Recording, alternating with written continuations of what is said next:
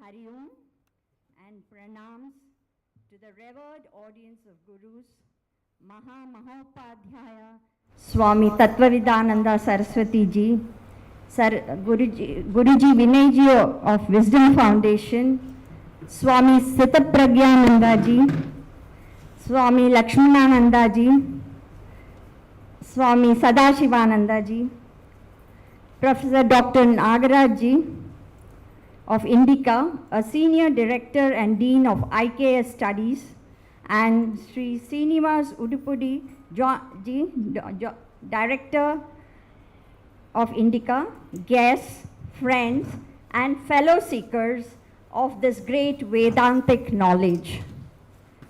Welcome to one and all to this grand evening. Wish you all a happy Independence Day too. Today is an auspicious day for WISDAM Foundation and all those assembled here to celebrate the Indica's highest recognition being bestowed on our most revered Guru, Swami Tattvavidananda Saraswati Ji, and seek his blessings to annihilate all our ignorance and gain wisdom. As Swami Ji mentions often, natural things happen naturally. Guruji and the WISDAM Foundation Parivar is very happy that our long cherished desire that Swami Ji should visit WISDAM Foundation has finally materialized in this way. WISDAM Foundation is extremely grateful to Indica, formerly known as Advaita Academy, grateful to Guru's program. Thankful to Srimati Vidya Muruganji and her daughter Kumari Divya Muruganji for timely nominating Swamiji. We are indebted to Swamiji for accepting our request to host this event at WISDAM Foundation. And thank you, Guruji Vinayji, for coming forward to host this program at our institute. India, the land of rich heritage and ancient traditions, the relationships between a student and their teacher holds immense significance. This sacred bond extends beyond the classroom, fostering lifelong connection, built respect, knowledge, and gratitude. Here, today we have all been given this opportunity to show our gratitude to Swamiji on this auspicious day of Independence Day through the Grateful to Gurus program, where Indica Group has chosen him for the great award. I now request Vidyaji to kindly escort Swamiji and Guruji to the dais.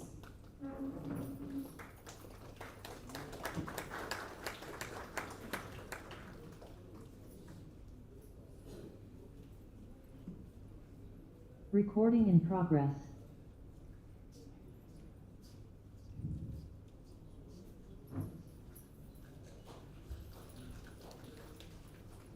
In WISDAM parlance, they say, Awareness illuminates everything. Let us now symbolically light the traditional lamp, and I now request Swami Sitapragyananda ji, Swami Sadashivananda ji, Swami Lakshmanananda ji to also kindly light the lamp.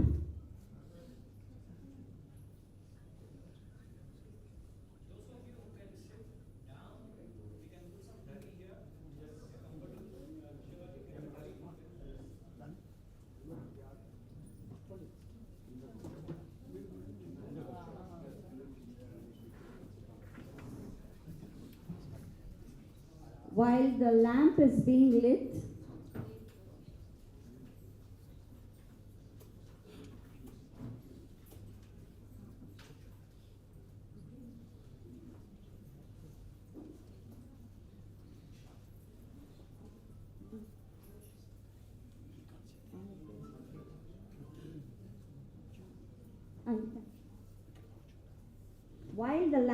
being lit, Mrs. Shamla ji will render the prayer.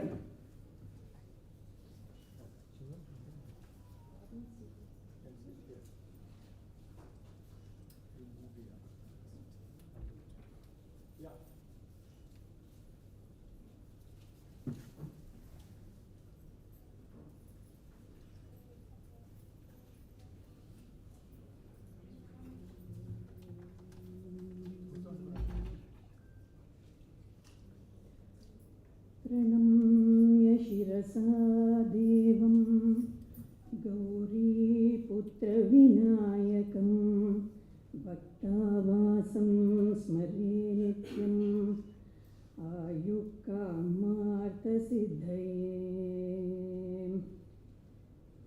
ॐ नमः प्रणवार्थाय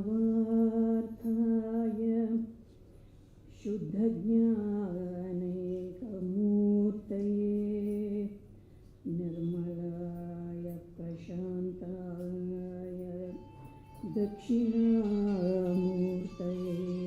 नमः।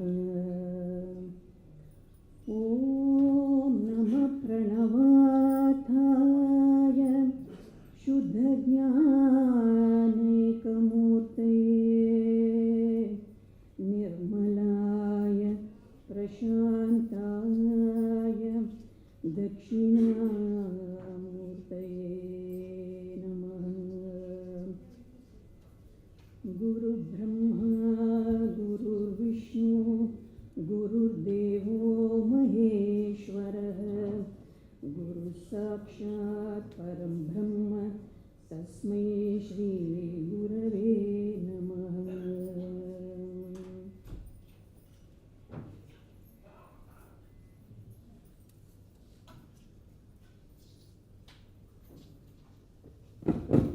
Thank you, Shamla ji, for that soulful prayer. Now I would like to talk about Professor Dr. Nagaraj ji, who is trained in Sanskrit and Advaita Vedanta by his own spiritually accomplished father, or he is of Indica. He will give a brief introduction of Indica, which was originally known as Advaita Academy, and about the significance of this award. I request Nagaraj ji to kindly address the gathering. While he comes up to talk, I request all of you all to please keep your mobiles in the silent mode or please switch it off. Thank you.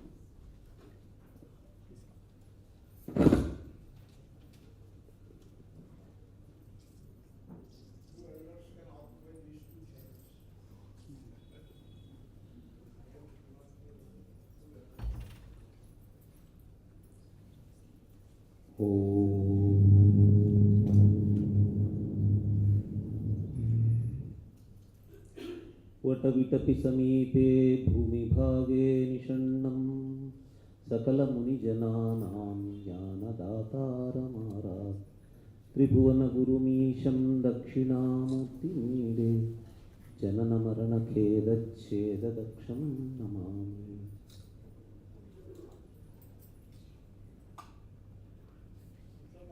Indic Academy is founded by Sri Harikiran Vadlamani Garu. He started his activities with Advaita Academy, which is now morphed into Indica Moksha as one of the wings of Indic Academy. Indic Academy is an expanded form of Advaita Academy, but now the scope has been enlarged into a larger Indic Renaissance activity, which in the words of Harikiran Garu himself has three kinds of activities: protection, promotion and preservation. Preservation happens in the form of preserving, say for example, Veda Swadhyaya or cultural activities. Protection happens in the form of countering attacks on Indic culture, Hindu culture. And promotion happens in the form of spreading Indic culture through entrepreneurial activities, cultural products, and promoting those cultural products. This idea of grateful to Gurus is also one of the ideas that emerged from the brain of Sri Harikiran Garu, who has this incessant creativity, comes up with ideas every day. And he started this gratefulness program. I recently heard somewhere that this is being promoted, gratefulness is being promoted as a psychotherapeutic program and a clinical psychological program. And Indic psychology practitioners jump towards it, saying that in the form of arena we have already been practicing it. Pancha Mahayajnas are actually arena paying activities only, and those Pancha Mahayajnas include Devaruna, Pitruna, and also we have Rishiruna. And Guru is the word that we contributed to the English lexicon. They use it. But when it goes into that language, it gets completely emptied out of the whole juice of the word. It becomes an expert in any field is a guru.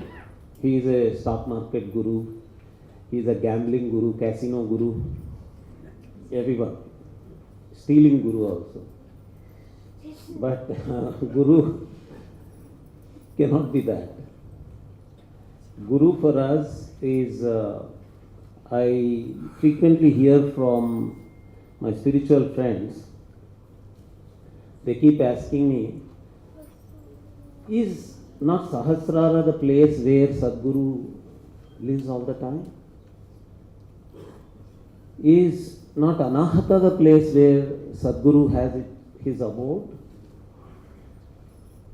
The word Guru or Sadguru here is being used as a word synonymous of the ultimate state that a sadhaka is striving to reach.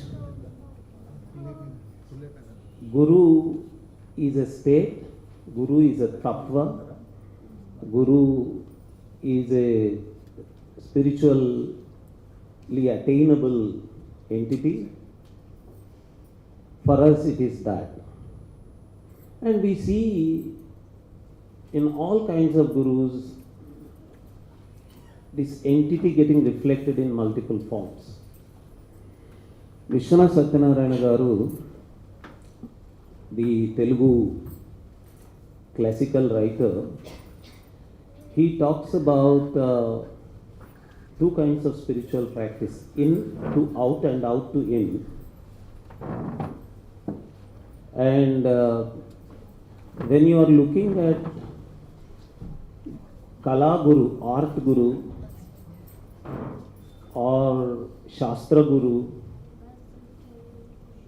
or any other form of Guru, you are looking at a kala, a fraction of the whole Guru,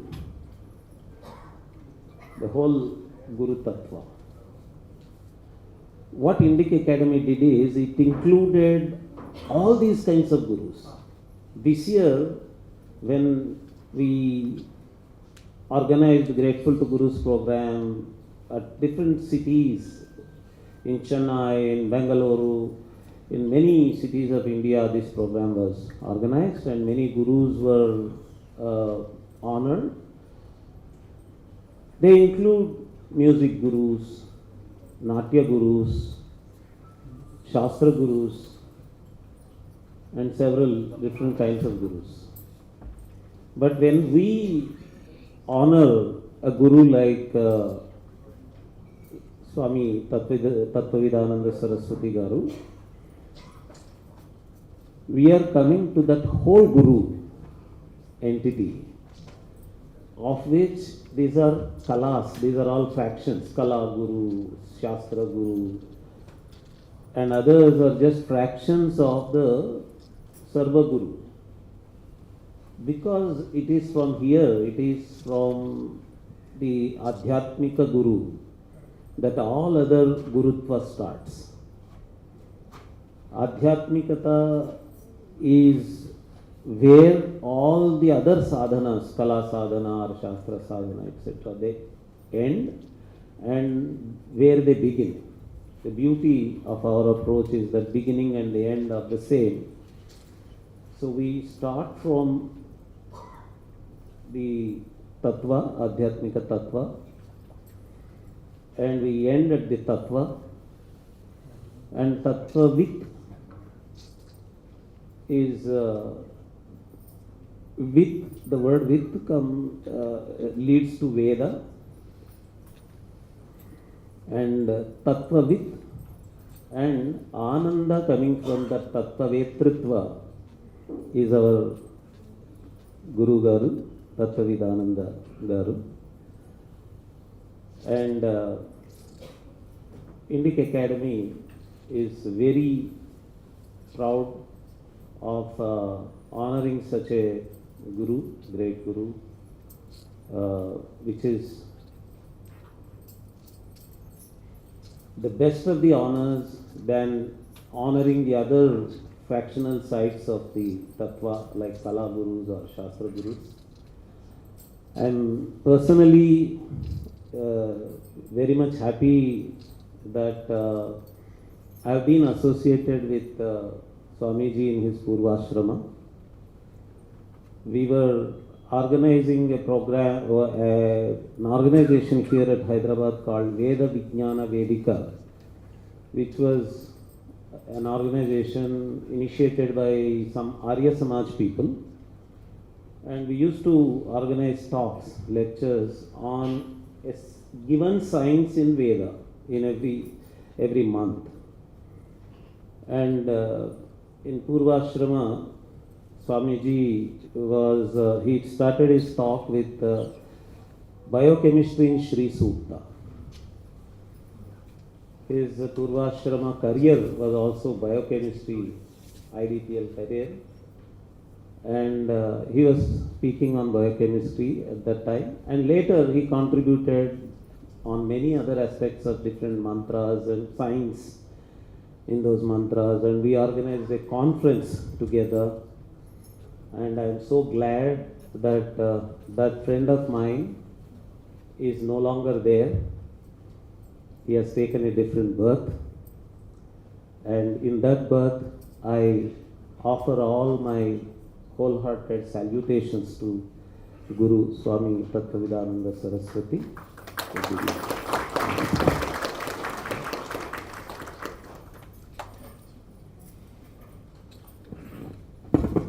Thank you, Professor Nagarajji, for calling it our Rishi Rana we are fulfilling today. It was really, I could feel for that word. We all know Swami Ji. He lives a great He's a great scholar, lives like a perfect sage, focusing all his mental energies on imparting this Vedantic study. And I have found him he remains undisturbed in all situations and a perfect example for all of us to imbibe. Before we honor Swami Ji with the award, I request another devoted student of Swami Ji, Vaidyanathan Ji, to kindly come and introduce our Swami Ji.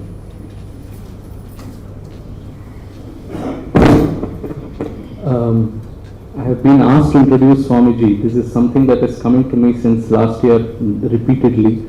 But who am I to introduce him? I myself bask in his glory. Stands true to the saying, Pradeepa Jwalabhihi Divasakara Nirajana Vidhihi. This is something like that, like showing a lamp unto the sun. Still, I should do something.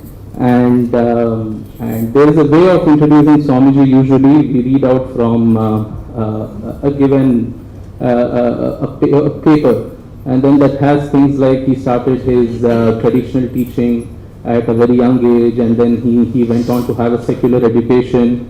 He went on to pursue a master's in the sciences in chemistry, and then his PhD in chemistry, synthetic organic chemistry, something like that. And then he went on to have a successful career in research as a scientist. Then he did a master's in Sanskrit. He also got a PhD in Sanskrit. The PhD book got published as a very acclaimed book called Science and Krishna Ayurveda. Then he went on to take sannyasa. Then he became this world traveling teacher, very renowned. And then he's now the vice president of an organization in the US, the standard way. And the details of this is available on YouTube. I don't have on Google. I don't even have to tell you these things. And this city being his karma bhumi, and the place where it's been his mainstay for the past few decades now. So, and some of you know him quite long enough to know these things firsthand. Some of you have been part of the journey, like just our speaker right now was pointing out. So what would I introduce him to the audience anyway? So I thought I will just share something about the Swamiji that I know, like trying to hold an ocean in a small bowl that I have with me. I just wrote down some lines. Let me just read out from those. I often say this.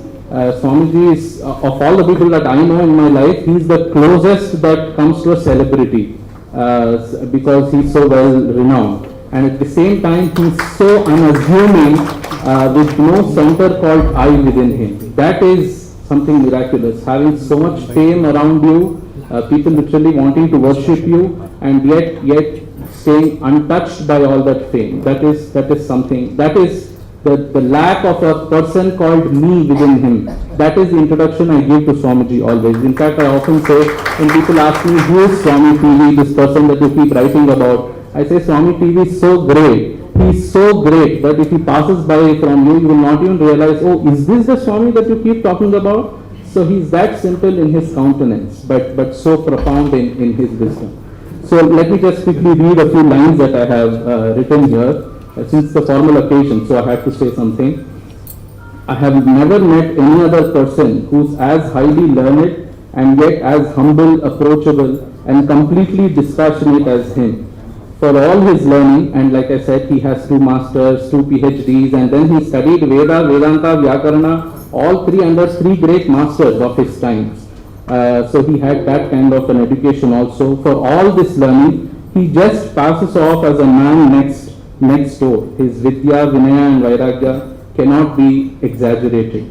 He's undisturbed, wearing a simple dress, quite literally and figuratively, and not carried away despite the fact that people have gathered to felicitate him now.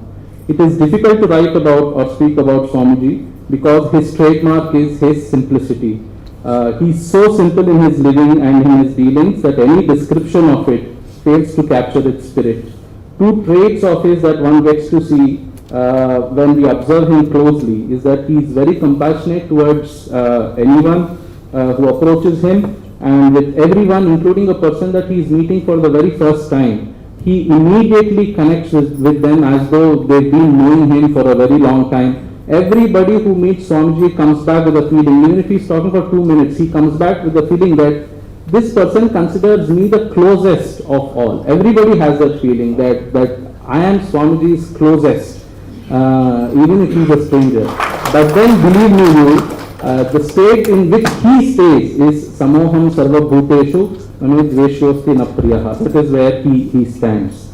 Swamiji is a complete jnani from whom you learn by observing him transact with the world. He is an acharya par excellence under whom you have to study only to transform yourself. But I do not see him as a person anymore. He is an experience to be had and a presence that is to be felt. And the day you realize that this man entirely lives out, and I can say this from first-hand experience, this man entirely lives out every word of his teaching, you will be amazed that it is true indeed that the nature of this person is something beyond words, or to put it differently, words are too heavy to describe the simplicity of his being. Any description fails ab initio. He is a living proof that the teachings of Vedanta are actually livable even in this 21st century. He has made all that teaching achievable goals for us. And I conclude with 4 lines that I once, 4 lines of a poem that I wrote about him. How different he is, how refreshing his teaching. When the world around only sings the discordant notes of samsara, his is the lone voice that makes the melodious music of moksha. I just have to say something out of personal information. The program itself is called Grateful to Gurus. The definition of a guru in Prashnottara Ratnamalika, Swamiji has taught this text recently, many of you must have heard it.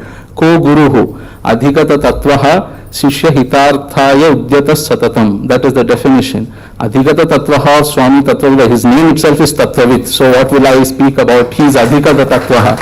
But then shishya hitaya Udyata Satatam, I just want to give you one example. This program was supposed to be part of Guru Purnima celebrations in Chennai.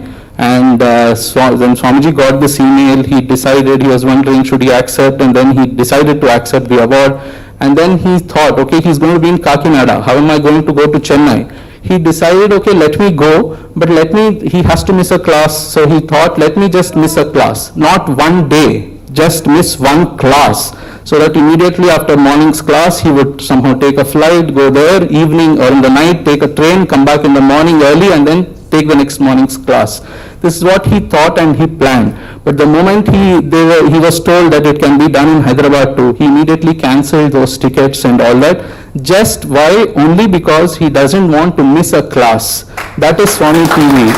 Not somebody who would want recognition for what he is doing, but always Sishya Hitaya Udyata Satatam. That is Swami TV's little cup that I lifted from Swami, the ocean called Swami TV, Swami Tattvavidananda.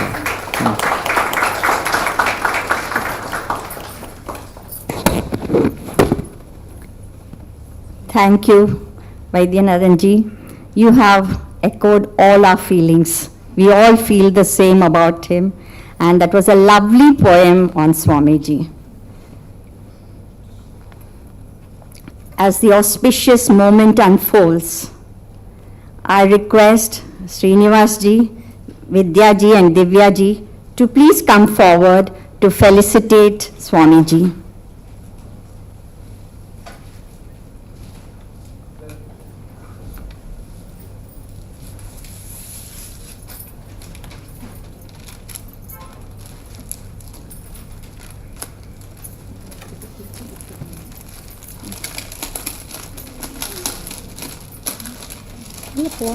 கையில் கொடுத்துடலாம்.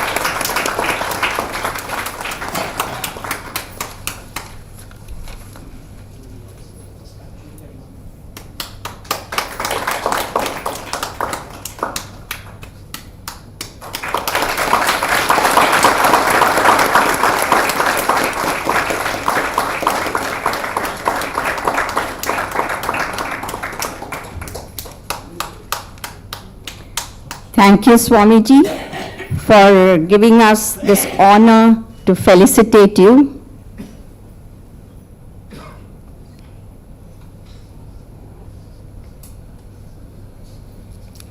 Now, let us all felicitate our Guru, Vinay Ji.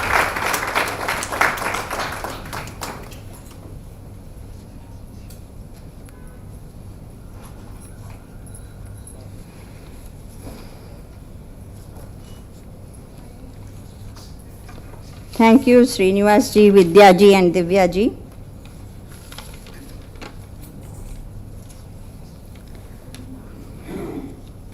This award echoes loudly the gratefulness of Swamiji's innumerable students from the depth of their hearts for all the teachings they have received from Swamiji.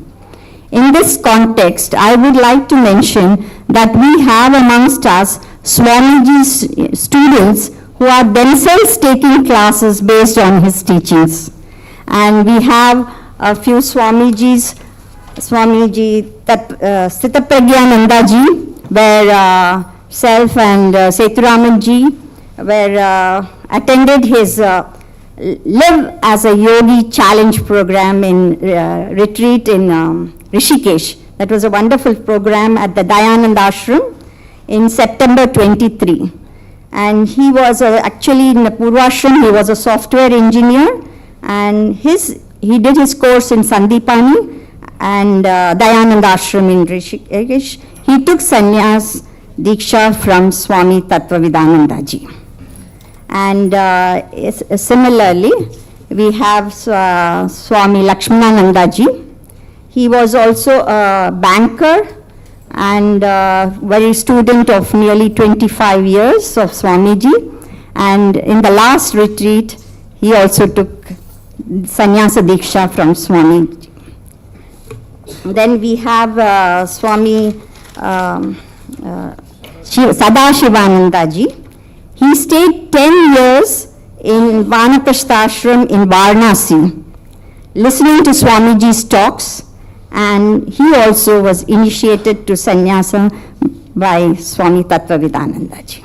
That is all for the just gurus who are with us today.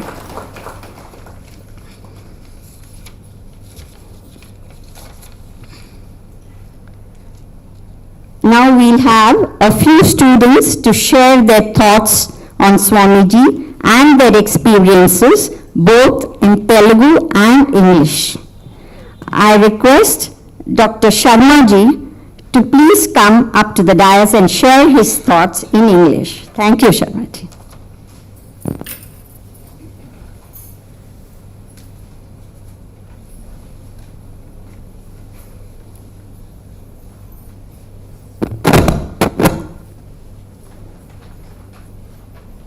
Namasabhaye.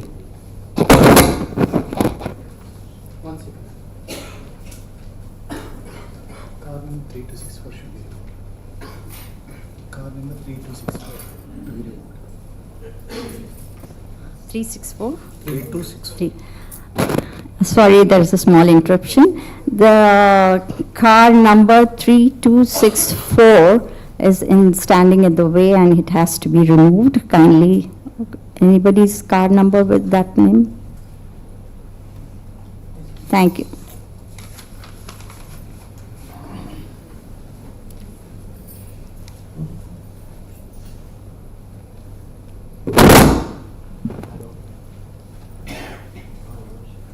I am a Shishya Paramanu of Swamiji. My learned colleague, Vaidyanathan, indeed told all the things that are to be told. Yato vacho nivartante apraapya manasa saha. These words came out of Paramatma only to describe about Tattvavidananda Swamiji, I believe.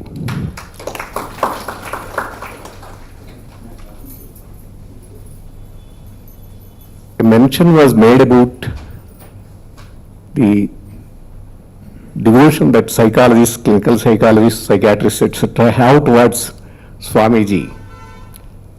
Indeed, I know one of the senior most psychiatrists of this state who was hypnotized by Swami Ji. Hypnotized means not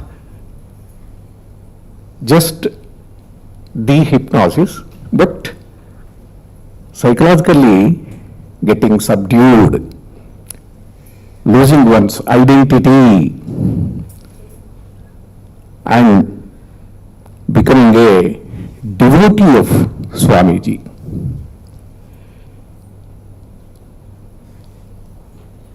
As told already by our learned speakers, he does not show any style. There is no posing. Usually, yatis are known for their keeping distance from all the laukikas.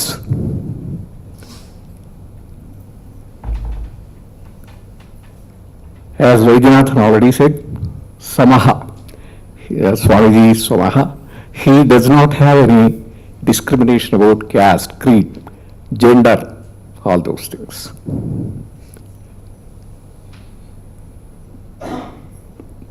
These are being told by several Swamijis, no doubt, but practically we can see only Tattvavidananda Swamiji.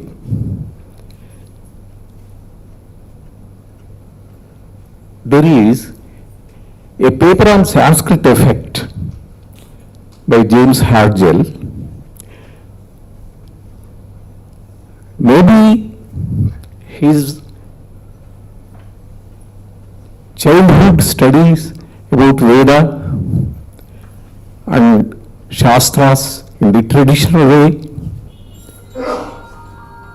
could show this Sanskrit effect to some extent, but he is much more, because what those researchers say is that it is the memory part that improves with Sanskrit.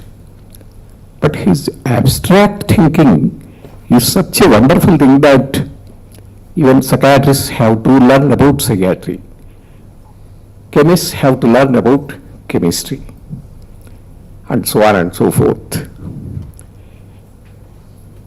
And we need not have to have any inhibitions to approach him. Starting from Ramashabda up till Brahma Sutras, anything he is ready to clarify at any moment.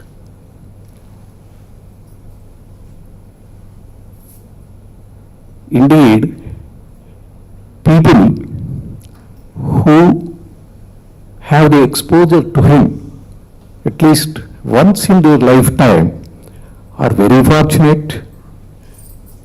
Nowadays, so many media have come into existence, and all his teachings and all his books are to be utilized by us all. Many of the books, of course, are out of print and they are not available, but from the learned other friends we can take their copies, and we should try to improve our wisdom.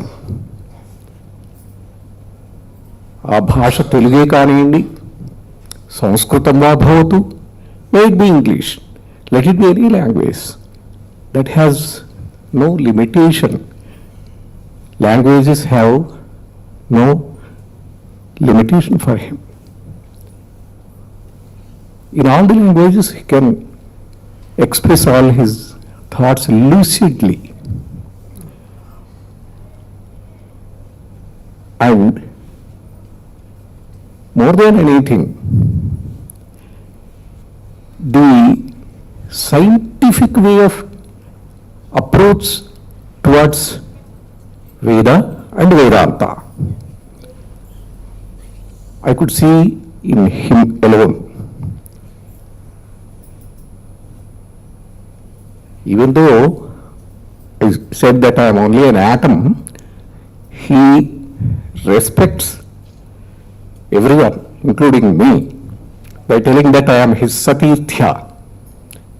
Satirthya means we have learnt from the same guru. Maybe once in a while we had come across the same guru.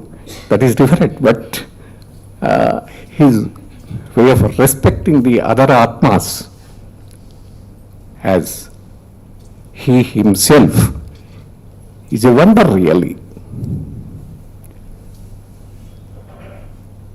I once again request you all to get benefited by reading his books, listening to his lectures, directly or indirectly, whether he speaks from New York or whether he speaks from Padmarao Nagar Center or Alwal, whatever it be. We have several ways to listen to him and get benefited. Thank you all.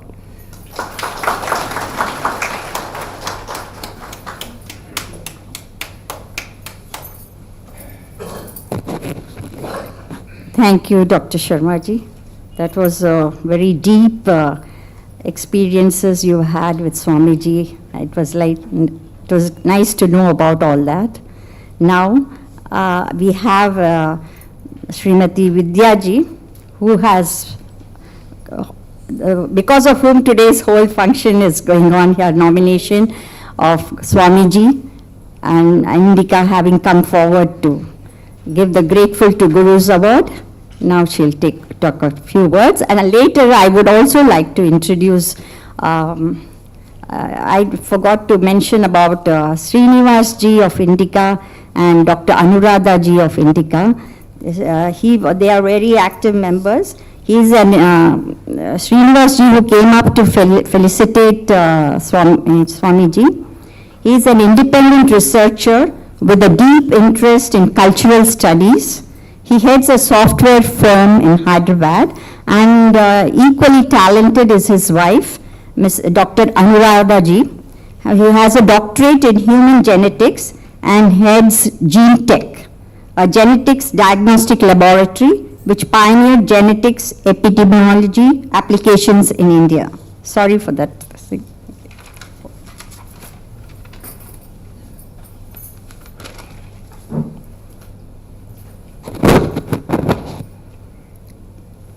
Shri Gurubhyo Namaha. Namaskaram Swamiji, Guruji and all fellow seekers. We are gathered here to express our gratitude to our Guru, our appreciation for the Guru Shishya Parampara. From a purely chronological perspective, the Shastra is 8 to 10,000 years old. Logic follows that the teacher-student lineage is also just as old. For most of this journey, the teachings were not written down or only taught orally. How is it that after all this time, we are receiving the knowledge even today, just as purely? How does the Jnana Ganga travel through time, unpolluted, liberating everything it touches? For centuries, seekers with intense yearning for self-knowledge have searched for a guru. When found, the guru teaches the Shishya with compassion to enable them to realize their true self. Once a devotee asked Bhagavan Ramana, Bhagavan, you say a jnani has no mind, but when we ask a question, you answer. Where does the answer come from? Bhagavan answered, the source from where the question arises, from the same source the answer also comes. Only the bodies are different, the source is same, the heart is same. When I met Puja Swami Dayananda Saraswati, for the first time, after seeing my overwhelming emotions towards a guru, he advised me, don't follow the teacher, follow the teaching. After a few years, when I met Puja Swami Ji, again he asked me, what are you doing now? I said, I am listening to Swami TV's Vedanta Dindima. He said, very good. You are following the right path.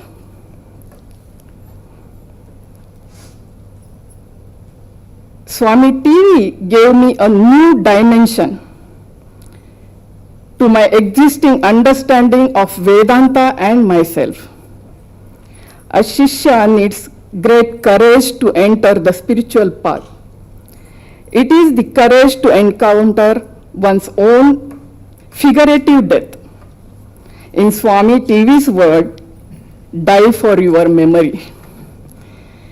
Not only that, even to approach a guru and question him with right attitude, one needs courage. We need internal strength to keep us from losing the path because our desires pull us in the other directions. All this might be overwhelming, but the goal is worth it. As Swami TV says, though it is the toughest path, the spiritual path alone can take us to the truth, the liberation, freedom, or moksha, whatever we call it.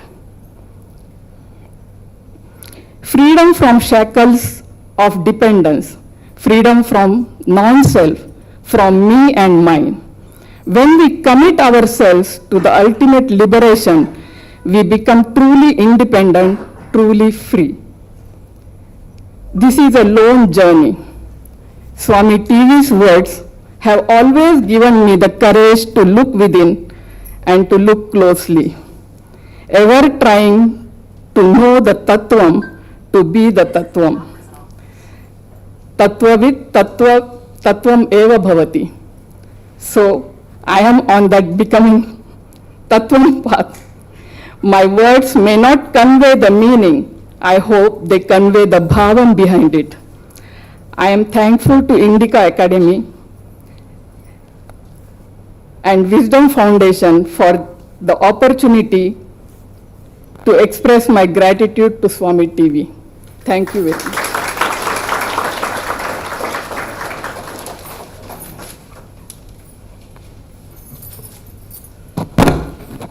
Thank you, Vidyaji.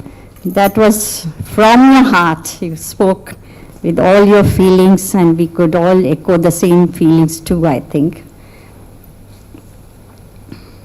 Now we have, in Telugu, we have Swami Lakshmanananda Ji to please give his thoughts.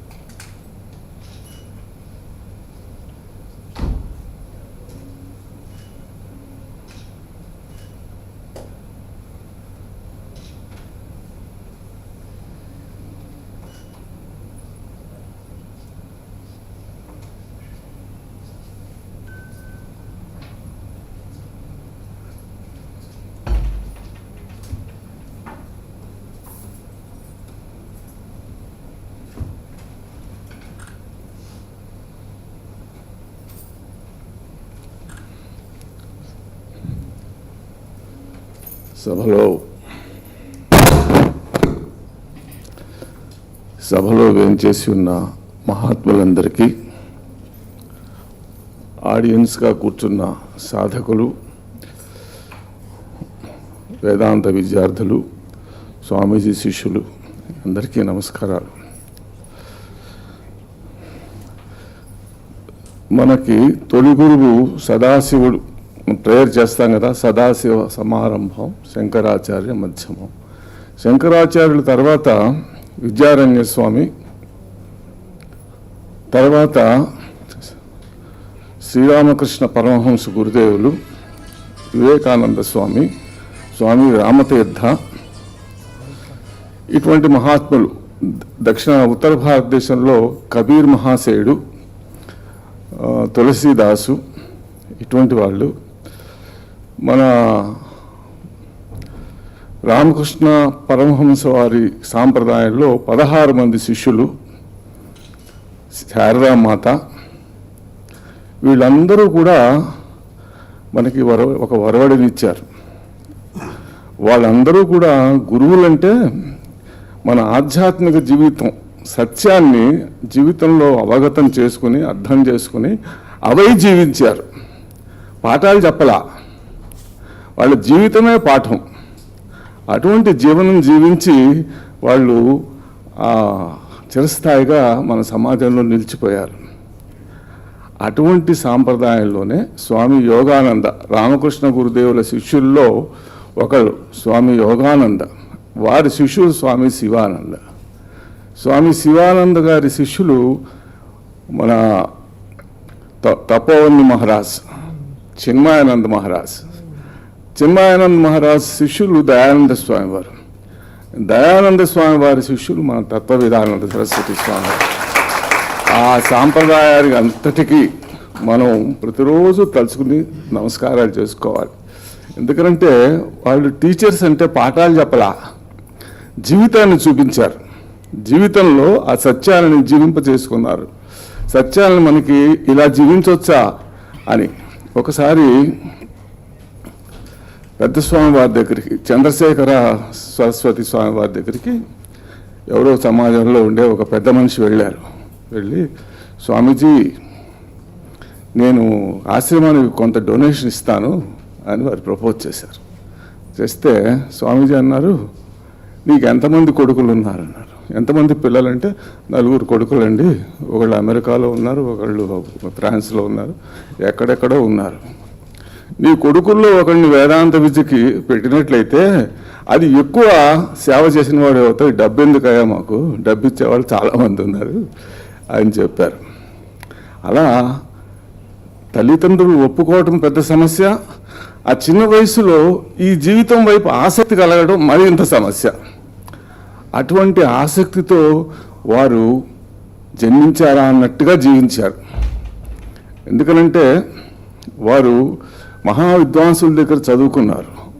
లౌకిక విద్యని ignore చేశారా అంటే చేయలే. అంతా university ఫస్ట్లోనే వచ్చారు వారు, MSc PhD వరకు. తర్వాత ఆ చిన్న ఏజ్లో ఐపీఎస్ సెలెక్ట్ అయ్యి వారి నాన్నగారిని మాట పట్టి, అది మనం చేసే సర్వీస్ కాదు, ఇంకేం అక్కర్లా, ఐఏఎస్ వస్తే కొంత పబ్లిక్ సేవ చేసే అవకాశం ఉంటుంది అని చెప్తే వారు అటువైపు వదిలేశారు. ఐపీఎస్ లాంటి దాన్ని 23 ఏళ్ళ 25 ఏళ్ల వయసులో వదలటం అంటే ఎంత త్యాగం ఉండాలండి. ఈ ధర్మం పట్ల ఎంత కమిట్మెంట్ ఉండాలి. అంత కమిట్మెంటు, అంత త్యాగం వారి జీవితంలో ఉంది. కనుకనే వారు అంతర్జాతీయంగా వారి రాక కోసం ఎదురు చూస్తూ ఉంటారు. ప్రపంచవ్యాప్తంగా వారి శిష్యులు, వారిని చూస్తే ఎవరికి అలా అనిపించదు. ఇప్పుడు మన మిత్రుడు ఇంతకుముందు చెప్పారు, వారు ఎవరికి వాళ్ళకే ఆత్మీయులు. నేను ఆత్మీయుని కాదని ఎవరికీ అనిపించదు. మేము సత్సంగంలో ఒక 70-80 మంది వచ్చేవాళ్ళు. ఏ ఒకళ్ళు ఆయనకు దూరం కాదు, ఏ ఒకళ్ళు ఆయన క్వార్టరీలో ఉండరు. ఆయనకి అసలు క్వార్టరీ లేదు. వీళ్ళు ఆయనకి క్లోజు, వీళ్ళు ఆయనకు దూరం. ట్రై చేసేవాళ్ళు వాళ్ళు ఉండేవాళ్ళు, వాళ్ళకి తక్కువ ఉండదు ఆయన క్లోజ్ అవ్వాలని. కానీ స్వామీజీ ఎంత ఆప్యాయతనైనా సరే అందరికీ చూపిస్తారు. కానీ ఎవరి జేబులో ఏ వస్తువుకి ఆయన సరెండర్ అయి జీవించలా, ఏ విలువలు ఆయన వదులుకోరా. అటువంటి మహనీయుడికి సన్మానించటం, అటువంటి మహాత్ముని మీరందరూ గుర్తించి ఈయన మొత్తం సాంప్రదాయానికి ప్రతినిధి అని భావనతోటి అక్కడి నుంచి సదాశివుడి దగ్గర నుంచి, అంటే మనకి దక్షిణామూర్తి, అక్కడి నుంచి ఇవాల్టి వరకు గురు పరంపరని తలుచుకుని మనం వారందరినీ గౌరవిస్తున్నాం. ఇటువంటి సత్సాంప్రదాయాన్ని నెలకొల్పినటువంటి అద్వైత అకాడమీని నేను ముందుగా అభినందిస్తున్నా. ఎందుకనంటే మన ధర్మాన్ని మనం ఆచరించడం ద్వారా జీవింపచేయాలి, లేకపోతే ఆచరించే వాళ్ళని మనం కొంత ప్రోత్సహించడం ద్వారా జీవింపజేయాలి. అటువంటి ఉత్తమమైనటువంటి కార్యక్రమాన్ని చేపట్టినటువంటి ఈ అకాడమీ సభ్యులందరికీ నా మనపూర్వక వందనములు. మనం స్వామీజీ దగ్గర నేను సుమారుగా 26 ఏళ్ళు 27 ఏళ్ళు వారి శిష్యులుగా ఉన్నా. నేను శిష్యులుగా ఉండడం అంటే సన్యాసం తీసుకుంది ఈ మధ్య. వారి పాఠాలు క్రమం తప్పకుండా వింటూ ఉన్నా. ఆ పాఠాలు ఎలా ఉంటాయంటే ఒక వేదాంతమే కాదు. నేను వారి పాఠాలు నాకు ఎలా దొరికిందంటే, నేను రమణాశ్రమానికి వెళ్తూ ఉండేవాడిని సత్సంగాలకి. అక్కడ రమణ భగవాను గురించి మరింత తెలుసుకోవాలనుకుంటే ఫలానా ఆల్వాల్లో క్లాస్ ఉంటుంది, ఇవాళ 4 గంటకి వెళ్ళి వినొచ్చు అన్నారు. ఆ రోజు నేను వెళ్ళాను, ఆ అడ్రస్ తీసుకుని వెళ్ళా. ఆ రోజు నుంచి ఆ రోజు నాకు అనిపించింది రమణ భగవానులు నాకు చూపించిన గురువు గారు వీరు అని. ఆ రోజు నుంచి వారిని వదిలిపెట్టి వారి క్లాసులు జరుగుతుంటే ఎప్పుడో ఒకసారి తప్ప మిస్ అవ్వకుండా వస్తున్నా. అటువంటి మహాత్ముడు నేను చాలామందిని విన్నా, రంగనాథానంద స్వామి దగ్గర నుంచి చాలామందిని విన్నా. కానీ ఇటువంటి స్వభావం ఉన్న గురువులు, ఇంత దయ, ఇంత ప్రేమ, తర్వాత చెప్పే పాఠం జీవితంలో ఉంటే కానీ చెప్పరు. ఆయన ఏదైనా చెప్పారంటే ఆ సత్యాన్ని జీవితంలో అనుభవించి చెప్పారు వారు. అంత నిష్ట అది మనకి. అటువంటి మహామూర్తిభవించిన జ్ఞానం ఆయన. అటువంటి వాళ్ళు దొరకటం మన పుణ్య గొప్ప అనుగ్రహం, భగవంతుడి యొక్క అనుగ్రహం. అటువంటి అనుగ్రహం ఉంటే కానీ మనకి లభ్యం కాదు. అటువంటి గురుదేవులు నాకు లభించి నేను అది ఆ గురు రుణం నేను తీర్చుకోలేను. ఎందుకంటే నాకు సాంస్క్రిట్లో ఇది లేదు, చదువుకోవాలి. నేను చిన్నప్పుడు పల్లెటూరులో పెరిగిన వాడిని. నేనేమి ఈ పుస్తకాలు రాయలేను. గురు రుణం తీర్చుకోవాలంటే వారు చెప్పిన బోధ అంతటిని మళ్ళీ ఒక పుస్తక రూపంలో వెలువరించి మనం చేయటం అనేది గురు రుణం తీర్చుకోవటం. అది నేను చేయలేను. నేను చేయగలిగింది ఏమిటంటే నా జీవితంలో వీలైనంత వరకు ఆ సత్యాలను తీసుకుని అవి ఆచరించుకుంటూ జీవించినంత కాలం వారి పాఠం వినటం, అదే నేను చేయగలిగాను. ఈ మహాత్ముల గురించి మనం ఆయన సంగతి ఎత్తితేనే ఒక ఆనందం మన నిండా నిండిపోతుంది. ఆయన నాకు 4-5 వెళ్ళేవాళ్ళం సత్సంగానికి. వెళితే ఎవరైనా ఒకడు రాకపోతే నిన్న ఏం చెప్పారు అని అడిగేవారు. ఏం చెప్పారు అంటే ఏం చెప్పలేం. కానీ నిన్నటి క్లాసు నిన్ననే స్పెషల్, ఇవాళ క్లాసు ఇవాళే స్పెషల్. మనం చెప్పలేం. అలా ఏ క్లాస్కి ఆ క్లాసు, ఉపనిషత్తు కానివ్వండి, గీత కానివ్వండి, ఏదైనా సరే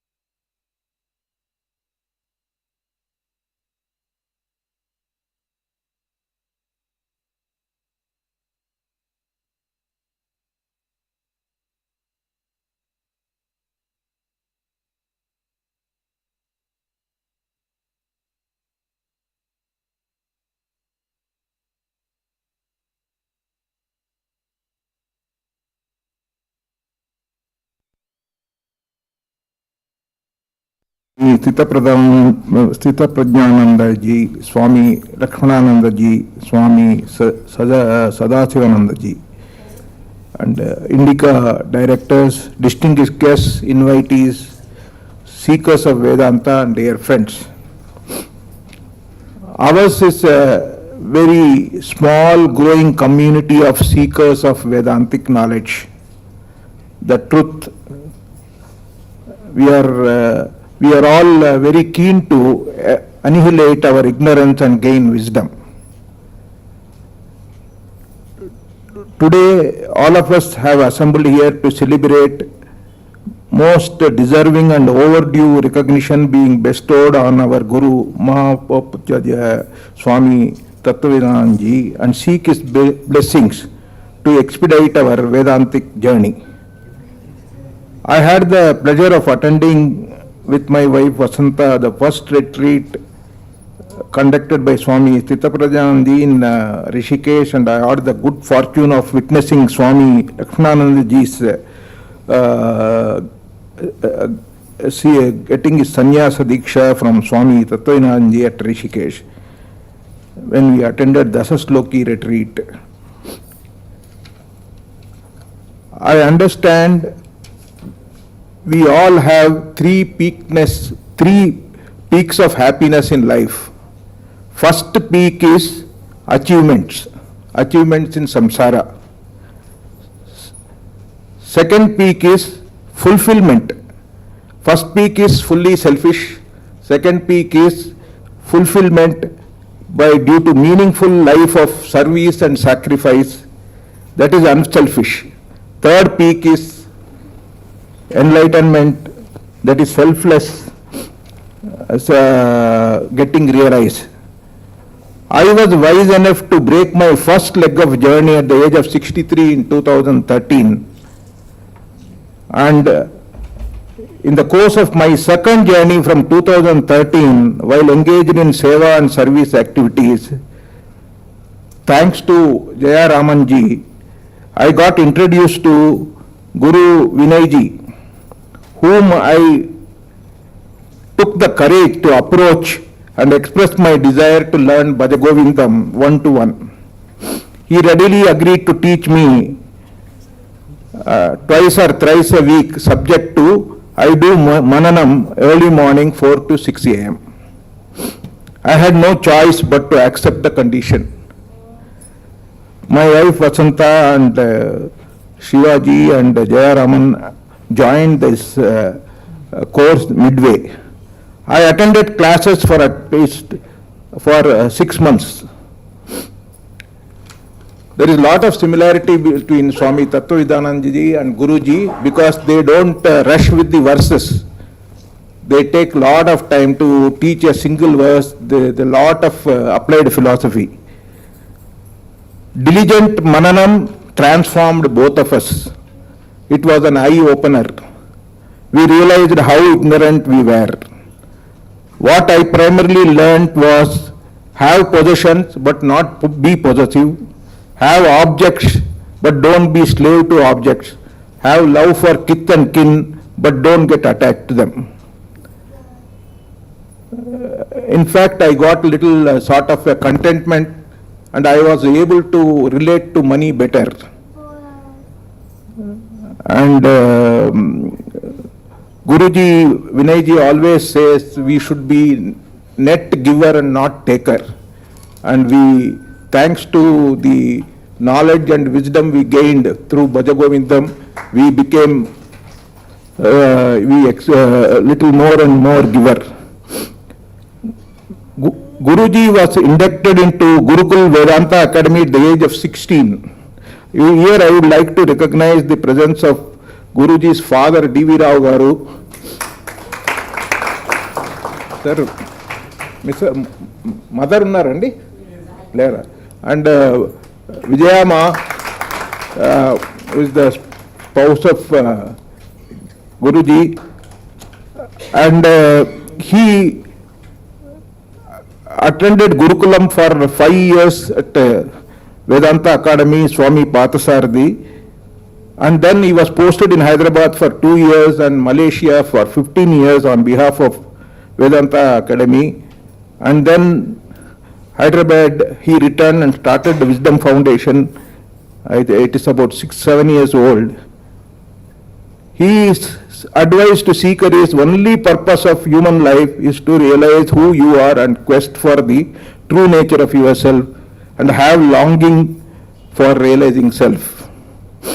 And he also advocates a lot, 20% knowledge, 80% mananam, particularly from 4 to 6 a.m.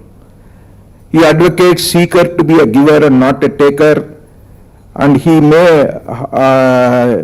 how he made all the regular students of Wisdom Fountain to be givers. This very hall, auditorium, building is a example for that. In a very short period, all the services, professional services were rendered free, and all the students contributed for the construction of this hall.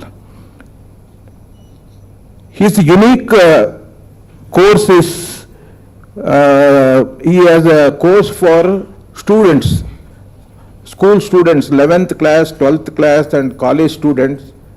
He has designed a 15-session course on self-management, and he has taught more than 8,000 students. Now also nearly 3,000 students in Ahmedabad are attending his course online. He is also very popular with the corporates, and I feel Vinay Guruji and Swami Tattvavidananda have many similarities.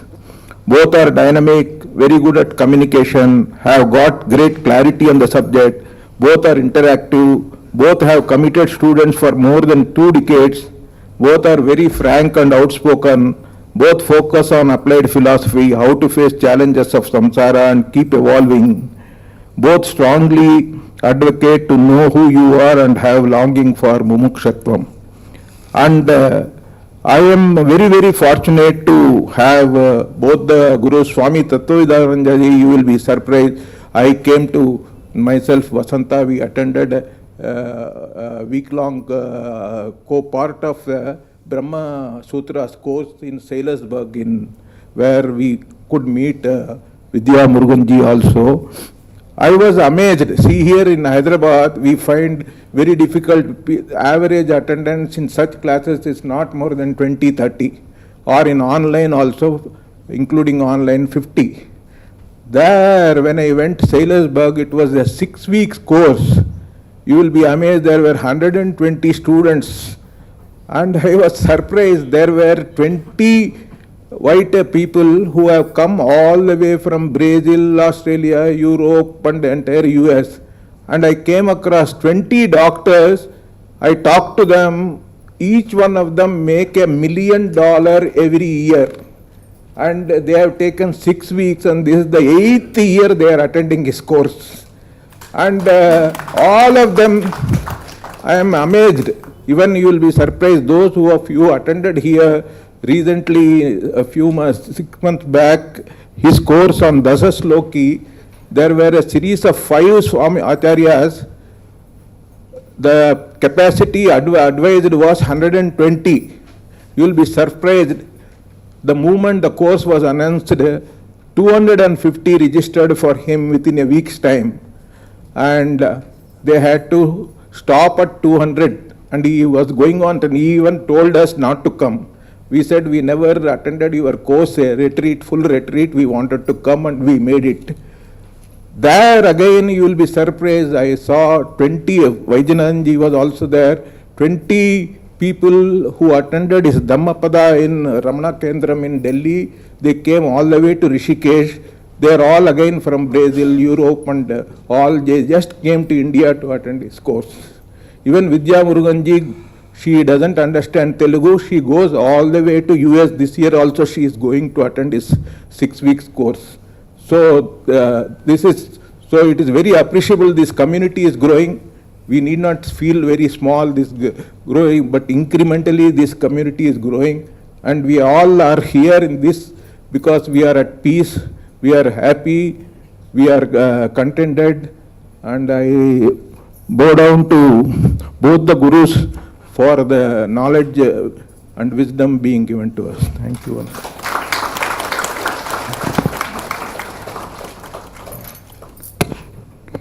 Thank you, Setuji, for introducing us to Guruji Vinayji. Now I request Guruji to please address the gathering.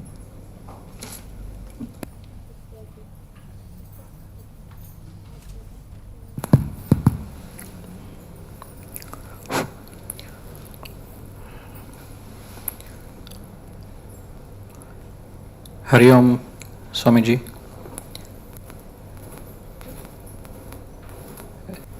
Respected seekers and dear devotees of Swami Ji, indeed very happy to share that this event is actually a reality. My salutations and prostrations to Swami Ji for having accepted to visit the board of the Wisdom Foundation. In fact, the entire Wisdom family, the Wisdom Parivar, are wholeheartedly extend our invitation to this abode. I must also take a mention of Sethuramji. It is his ability to bridge. The word Setu is to bridge. And he has the remarkable ability to bridge, connect, and make something out of it. And this gathering is an earnest effort of his. I had met Kiranji in the early 2000s in Singapore, and I have known him over the years. I have addressed in the Indica Moksha gathering some time ago. I had a blessed opportunity of meeting Swami Ji in his residence not long ago. So when there was this occasion of Indica wanting to honor Swami Ji, Setuji started doing his brilliant act of connecting dots, of my familiarity with Indica, of my association with Swami Ji, little association, and a genuine intent for Swami Ji to actually visit here and bless the premise and the effort. And it couldn't be any better than this, I must say that. So thank you, Swami Ji, for your time and being here amidst us. I did not want to say anything in this gathering, to be frank. And it's more than once. I understand Swamiji was very particular that I address the gathering. And that message came very clearly through Setuji to me. Because everybody here would be wanting to hear his words of wisdom, including myself. And I'm very fortunate and humble sharing the platform and stage with him. Since he was very keen, I shall share some thoughts which will only nothing but echo with all of you. Can the lovely music stop, please? Whose music is that?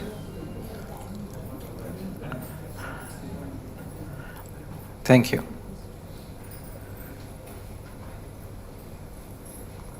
I would not take long, but perhaps just give a bird's eye view as to what this wisdom is.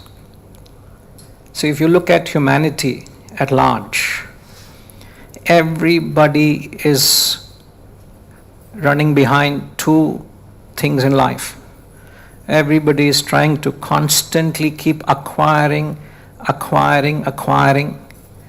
and having acquired, they want to enjoy what they've acquired. This is the madness of mankind. as Adi Shankaracharya in Bhaj Govindam, he says these two primary purposes are for the primary reasons, which is dukkha nivritti and sukha prapti. You are acquiring only to avoid some sorrow you believe might occur in the future. And having acquired, one day you want to enjoy. That day never comes because everybody is busy acquiring. Nobody has time to acquire what they have. As is a very famous English saying, and I remember this in my early 90s when I joined the ashram. The ashram sandwiched between Pune and Mumbai. A small patch of land where the ashram was those days. And the entire surrounding areas were beautiful villas, huge villas. Always deserted, nobody used to be there.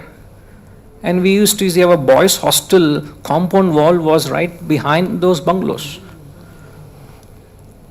And once in a year we used to see some activity. People from Mumbai come and they enjoy that scenic place sandwiched between the two mountain ranges, Malavli, Lonavala. If you have been there, you know how scenic that place is. And what struck me is, these people are busy acquiring, but they don't come and enjoy. Who are the fellows enjoying? The servants. Fresh air, beautiful weather. They are paid for to enjoy. Nothing to do. How many times will you mop the floor, sweep the floor, clean the cobwebs? How many times will you do in a year? That many times you can clean. There's nothing beyond that to clean. And that's when a famous English saying, I don't know how many of you have heard it, an English saying which says, fools build houses, wise live in them. That day I realized I don't want to be a fool. I don't want to be running behind money, trying to acquire because I'm making a fool of myself.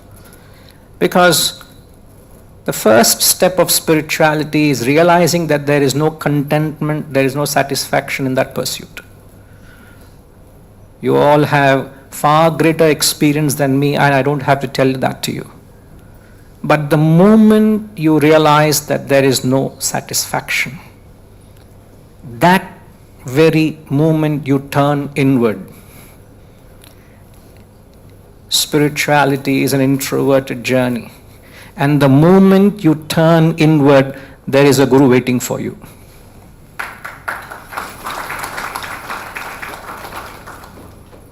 Many people say that, oh, I missed an opportunity, I missed that, I missed this. Sorry, sir, you were not ready because you were busy running behind something. And spiritual path is an uncharted path. So you need a guru to guide you in that journey. And you cannot traverse that journey without a guru. And I can relate how pregnant your words were when you were glorifying Swami Ji. I could relate to it from a sadhak, from a student. If I were to pour my gratitude, if I were to, sir, don't stop it, actually answer the call, they also can hear this. So let that word spread. So I can relate to that feeling which cannot be captured in words. And I could sense the language barrier which can't convey the gratitude to a guru. You cannot. In fact, in all the relationship we have, the guru-shishya relationship is the most profound of all. Not for the sheer fact that you place guru at a very high pedestal, even above your parents or whoever. The only fundamental reason is the only relationship that liberates you is a guru-shishya parampara, a relationship. Every other relationship is binding you, is limiting you, is in fact the reason for your downfall. Remember this. My child, my son, my wife, my, all you are bound to that attachment. But the moment you say my guru, it liberates you from everything else. And a true guru ultimately wants to liberate you from that worship of that personality as well. That's what only a true guru does. No guru wants you to worship the personality. If a guru wants his personality to be worshipped, then there's a hidden agenda. He is not a true guru as far as my limited knowledge is concerned. You should only follow the teachings, never the personality, as Vidyama had stated. So all that which the Shastras are sharing with us are actual experiences of men of realization. Nothing short of it. And every mantra is known as a Manjarika Stotra, which only means like a bouquet of flower. X number of verses means a bouquet of flowers. Like there's a bouquet here. It is just an assemblage of some beautiful, lovely flowers. Now, don't worry, I'm not taking too long. I want to convey this idea. When you look at a flower, there are three things. One is the exterior. It has a literary beauty. You get a little closer to the flower. What do you feel? Nice fragrance. I'm getting some fragrance from here. If you want, you must come and feel it. Nice fragrance, fresh flowers. And then you go deep into the bowels of the flower. There is that nectar, honey. The three things. One is from a distance, it's beautiful. Come closer, there's a fragrance. Deep in the flowers, in the bowels of the flower, is the essence, which is the honey. And every shloka, every mantra is like a flower.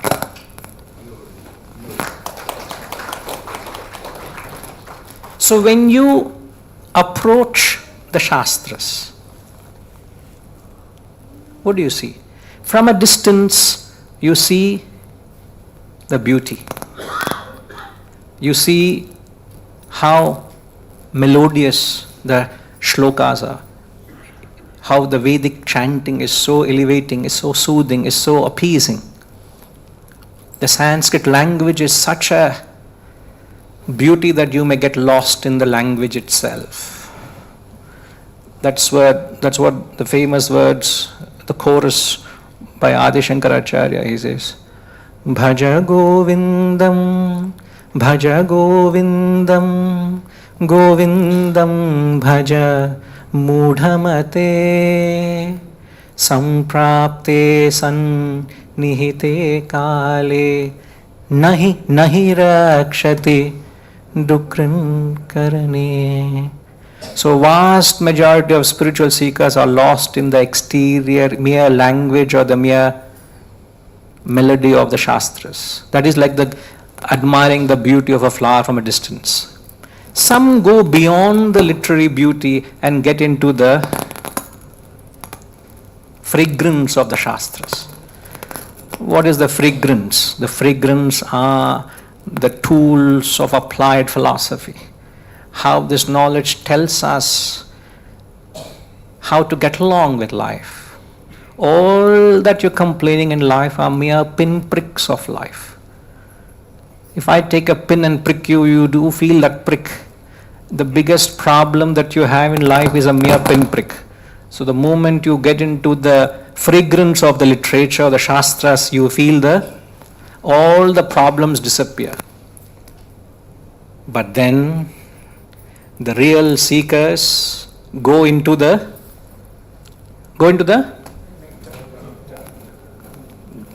they only want the honey, the nectar. It doesn't matter where the flower is. It can be in the gutters or it can be in the presidential palace. What does the bee does? Can we have that verse? I just wanted to chant that very famous words from the Dhyana Shlokas. The Dhyana Shloka is an invocatory text to the Bhagavad Gita. And there's a mention of this, what the wise men do, what the real seekers do. What do they do? He compares a pure intellect, he compares a true seeker to a bee which goes into the flowers and draws the honey day in and day out. There you all go, some of you who may not know the verse, you can follow on the screen.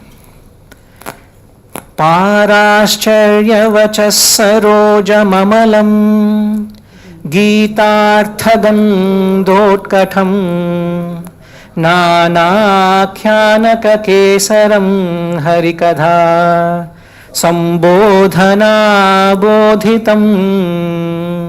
This is the section I wanted to say. Loke sajjana shatpadairaharaha Pepiyamanam mudha Bhuyad bharata pankajam kalimala Pradhvamsina shreyase. And to those seekers who want that honey, a true guru like Swami Tattvavidananda Garu will appear.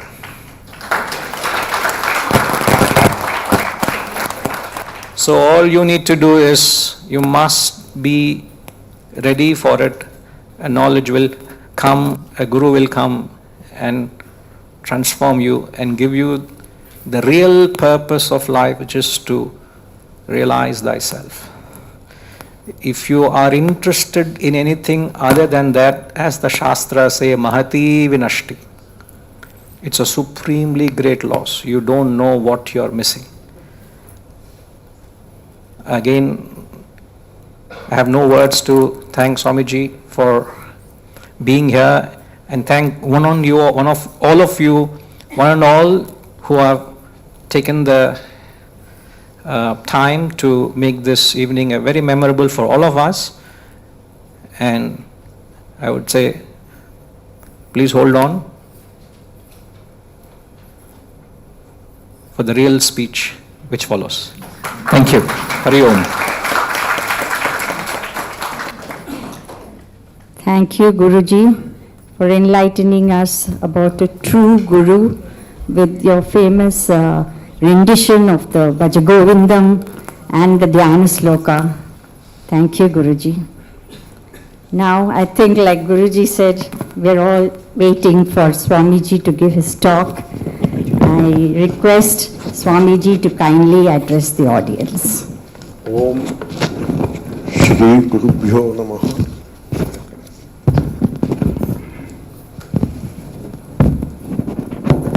Okay. Om Shri Gurubhyo Namaha. Shri Ganeshaya Namaha. Sadashiva Samarambham Shankaracharya Madhyamam Asmadacharya Padyantam Vande Guru Paramparam Atmaswarupa Bandhugana.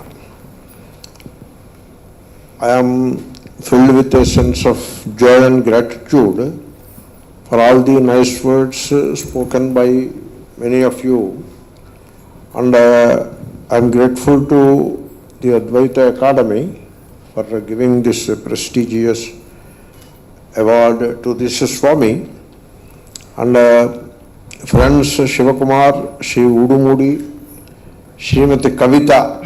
Kavita is also very much involved, and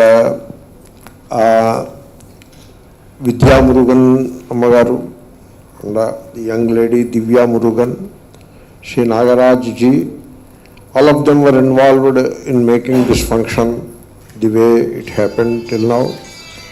And of course, as Shri Vinay Ji pointed out, Seturamanji is the main person behind all this organization, and I am grateful to all of them. And friends, many friends spoke many nice words. So I express my joy and gratitude to all of them. Now, I knew Advaita Academy from its early days of inception, and I was associated with the Academy in those days. They were recording some of my classes, and when they requested to record a few classes, I said, I don't like to speak to the mic, to the camera, please come to the class. When I take a class, when the students are there, you come there and record the class. Instead of my sitting in a chair and the cameraman will be there and speak on a topic, that doesn't inspire me, and so that becomes very artificial, and hence please come to the class and record the class. That will be very natural thing, natural environment. And so they used to do that. At that time I was teaching in Mahamahopadhyaya in Diamond Point Center, and a few of those classes were recorded. And then I was teaching in Shivananda, and they were there also, they came and recorded, and those classes were relayed on the website of Indic Academy. And then I am a pujari of many houses kind of thing. So I was in California taking a series of classes on Dakshinamurti Stotram, and then Indic Academy was there. They provided all the required material or instrumentation for recording and then relaying on their website. Then when I was in Toronto, they have followed me to Toronto also. And so, like that, many of my classes were relayed by Indic Academy in those days. And then there was a gap of a few years for many reasons. Main reason could be that I am not participating in a full way. That so you come and record. More than that, I was not doing anything else. But then they conducted a Shankaracharya Jayanti function in a big way, and invited many scholars to give talks. And then one of the organizers asked me, we would want you to give a talk on Karana Karyavadaha in Advaita Vedanta. So I gave the talk, and it was relayed all through the websites of the Advaita Academy. And then the talk has come in, it became very popular among the students of Vedanta. And then it came as an essay also in one of the books. So this is how I was in association with the Advaita Academy for many years, from its very inception till a few months back. And I assume that they have decided to confer this award to this Swami based on the recommendations of some of the good students. And so I am grateful to all of them. Then this is the first public function that I am addressing after many years. In recent times I was not going to any public functions. I was only taking classes, but this is an exception to that. And I am glad to come to WISDAM Foundation, this place. Shri Seturamanji and Shri Vinayji were inviting me for some time now. And today, that is the day, today is the day for coming here and enjoying the presence of all of you in this beautiful place. Shri Vinayji was very kind, and he is very hospitable in many ways. He is a great teacher of Vedanta in his own right. And he gave me one of his books, so I went through the book. Generally, I don't allow any book to go out of my hand before I go through it. This is a habit, a vyasanam you may call it if you wish. And so that book is a very good book. I very much appreciated that book. He wrote a very beautiful book for the students of Vedanta. Now, so I thank all of you for coming here to attend this function.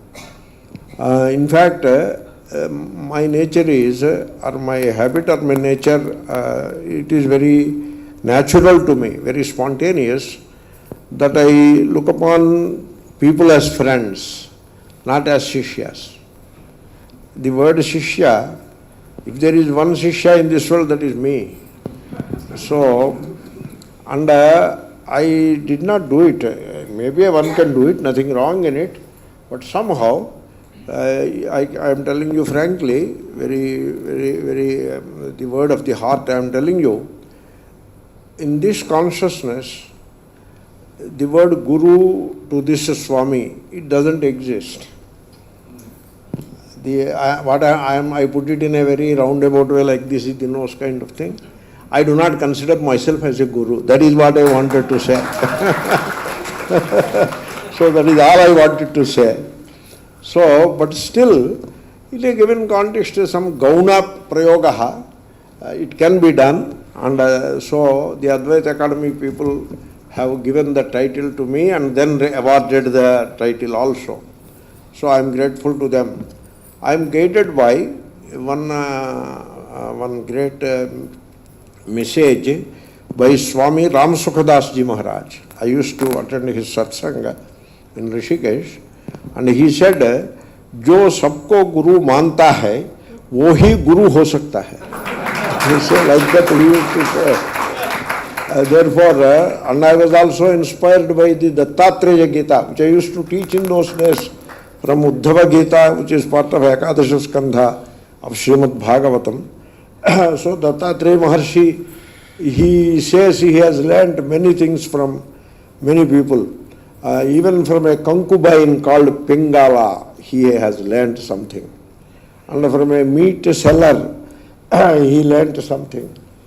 Like that, Dattatreya Maharshi used to go around and kind of aimless wandering. That is how the Maharshi was. That is the real spirit of Vedanta, the aimless wandering. Suppose you have aim, what aim will be? That will be part of this world and not worth pursuing in any case. Therefore, in that kind of an aimless wandering, he came across many gurus. And so he describes all those gurus. Kumari, like that. And now if I enter into it, it will take a lot of time. So, so that is how I was looking at myself as a wanderer, nothing more than that. But if all nice people like you come together and decide to confer a title upon the Swami is amenable to that also. I don't mind it, okay? In fact, I welcome it. Then what to speak on this occasion? I was wondering, and I was consulting my good friend Sri Dr. Sharma Garu while coming. Hey, what shall I speak? If I start speaking, my mind, it may become politically incorrect also, possibly. Then Sri Dr. Sharma Garu told me, you speak your mind. Don't worry about all of that. You speak your mind. And then, having arranged such a great function, I should do some justice to that from my side also. Therefore, I will say a few things which I have scribbled while coming. So I will tell something about Guru. If you read Shankara's Bhashyas carefully, you will notice some unique expressions of Shankara. And one of those expressions, which came quite a few times in the Bhashyas, in Prasthanatraya Bhashyas, is Shastracharyopadesham. Why the mic is okay? The sound is okay? It's okay. I am holding in my hand. Maybe I will use this. That will be better.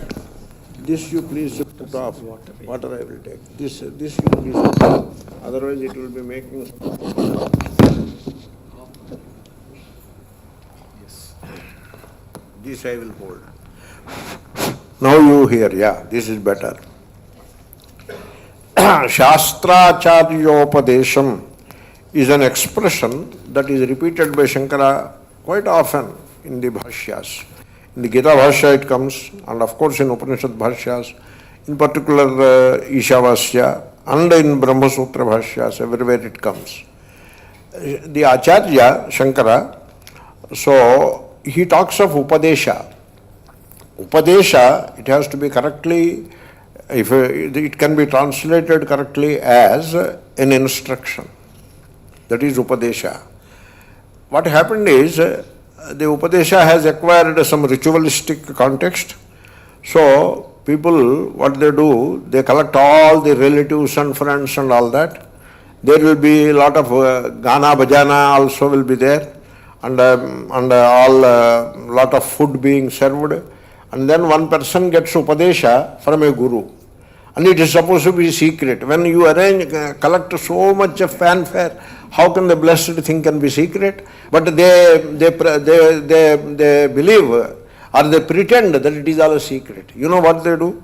They purchase a costly kanchi, silk, dhoti, and the guru and the shishya sit on a big platform with many videographers and photographers busy, and then they put that dhoti around them, and inside that dhoti, the guru poo-poos or some, he whispers some mantra into the ears of the shishya, and now it is considered as upadesha. What is upadesha in it, I don't know. Quite often, more often than not, the guru may not be knowing the mantra that he is instructing the shishya, and of course the shishya anyway doesn't know the meaning, and now all under that silken very costly dhoti to cover, to make it secret. What is secret in it? Just because you put a dhoti around the heads, that becomes a secret or what? So this way you take the letter of the word upadesha and violate the spirit of it entirely. This is how people do, mantropadesha and all that. That is not, that context or that ritual doesn't deserve the word upadesha. Upadesha is instruction. What is the instruction? Suppose I say something in an archaic language to you and you just repeat it. Will that become an instruction? Certainly not. Therefore, so upadesha is instruction. Like we were coming to this place, and suppose I did not know the path correctly, and then I see an auto driver and ask him, sir, this place I have to go, where it is? So he tells me, sir, go like this and turn right. That is upadesha. Because he instructed me the direction to reach the goal. And then what I do now about that instruction, immediately take notes, write in a notebook and take notes so that I can visit it after some time again, and then by heart that notes. Is that what I do with that? No.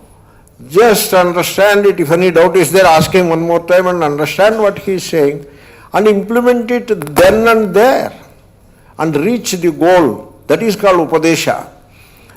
Whereas you can convert the upadesha into a kind of intellectual acquirement or accumulation and keep it in the head, or write it and keep it in the notes so that you can visit it later and get some satisfaction that I have upadesha with me now and I revisit it on and off also.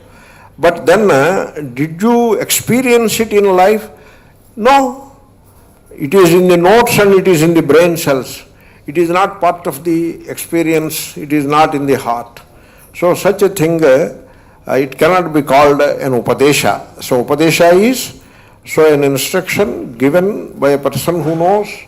If you want to call him guru, it is up to you. So the person instructs and the student receives the instruction, understands it, and then lives it from that moment onwards. That is the upadesha. The significance of the word upadesha. And then the upadesha, who has to give the upadesha? Acharya has to give the upadesha. So acharya is achinoti cha shastrartham. He knows the shastra, understands it well, and he can expound it well, and he can help the other person to know it. That is the acharya. Acharya sthapayatyapi. And the acharya is the one who helps the student to live the upadesha. Acharya is living. And swayam acharatyapi. The acharya is one who has that upadesha which he is giving to the, imparting to the other person, who has that instruction in his own life, and he knows what it is from the first hand experience, from his heart. He knows what it is. That's why he is speaking it. Without knowing, he doesn't speak. So, otherwise, what is the value of that upadesha? The teacher doesn't know it, the student doesn't know it, and then the teaching goes on, and the people write notes, and then they assume that they have studied this text, but remain in samsara. There is no inner transformation. So that is not, it is not really Upadesha. If you still want to call it Upadesha, then it becomes a Gaunam. We have a way of accommodating that also.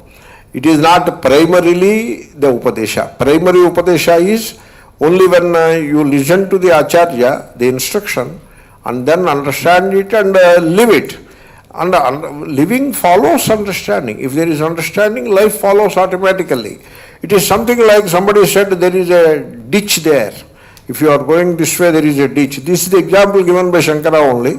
And if somebody instructs you about the presence of a ditch in that path, then when you go that way, you carefully watch and avoid the ditch. That is the Upadesha. It is as simple as that.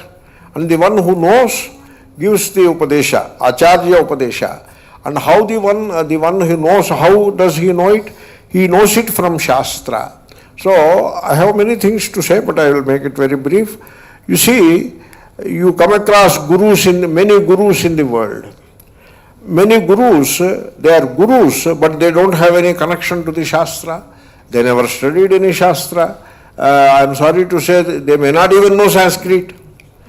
And they may not even know Vibhaktis, Rameshabdam also they may not know. But they become gurus. Many gurus are there. In fact, I am not saying anything against anybody. Maybe that kind of gurus are also needed. How they became gurus? Not by Shastra. Shastra they don't know. But then they become gurus. In fact, they are the religious leaders. That is the correct word. Religious leaders. And they pursued some upasana, some Puranic upasana, and whatever that means.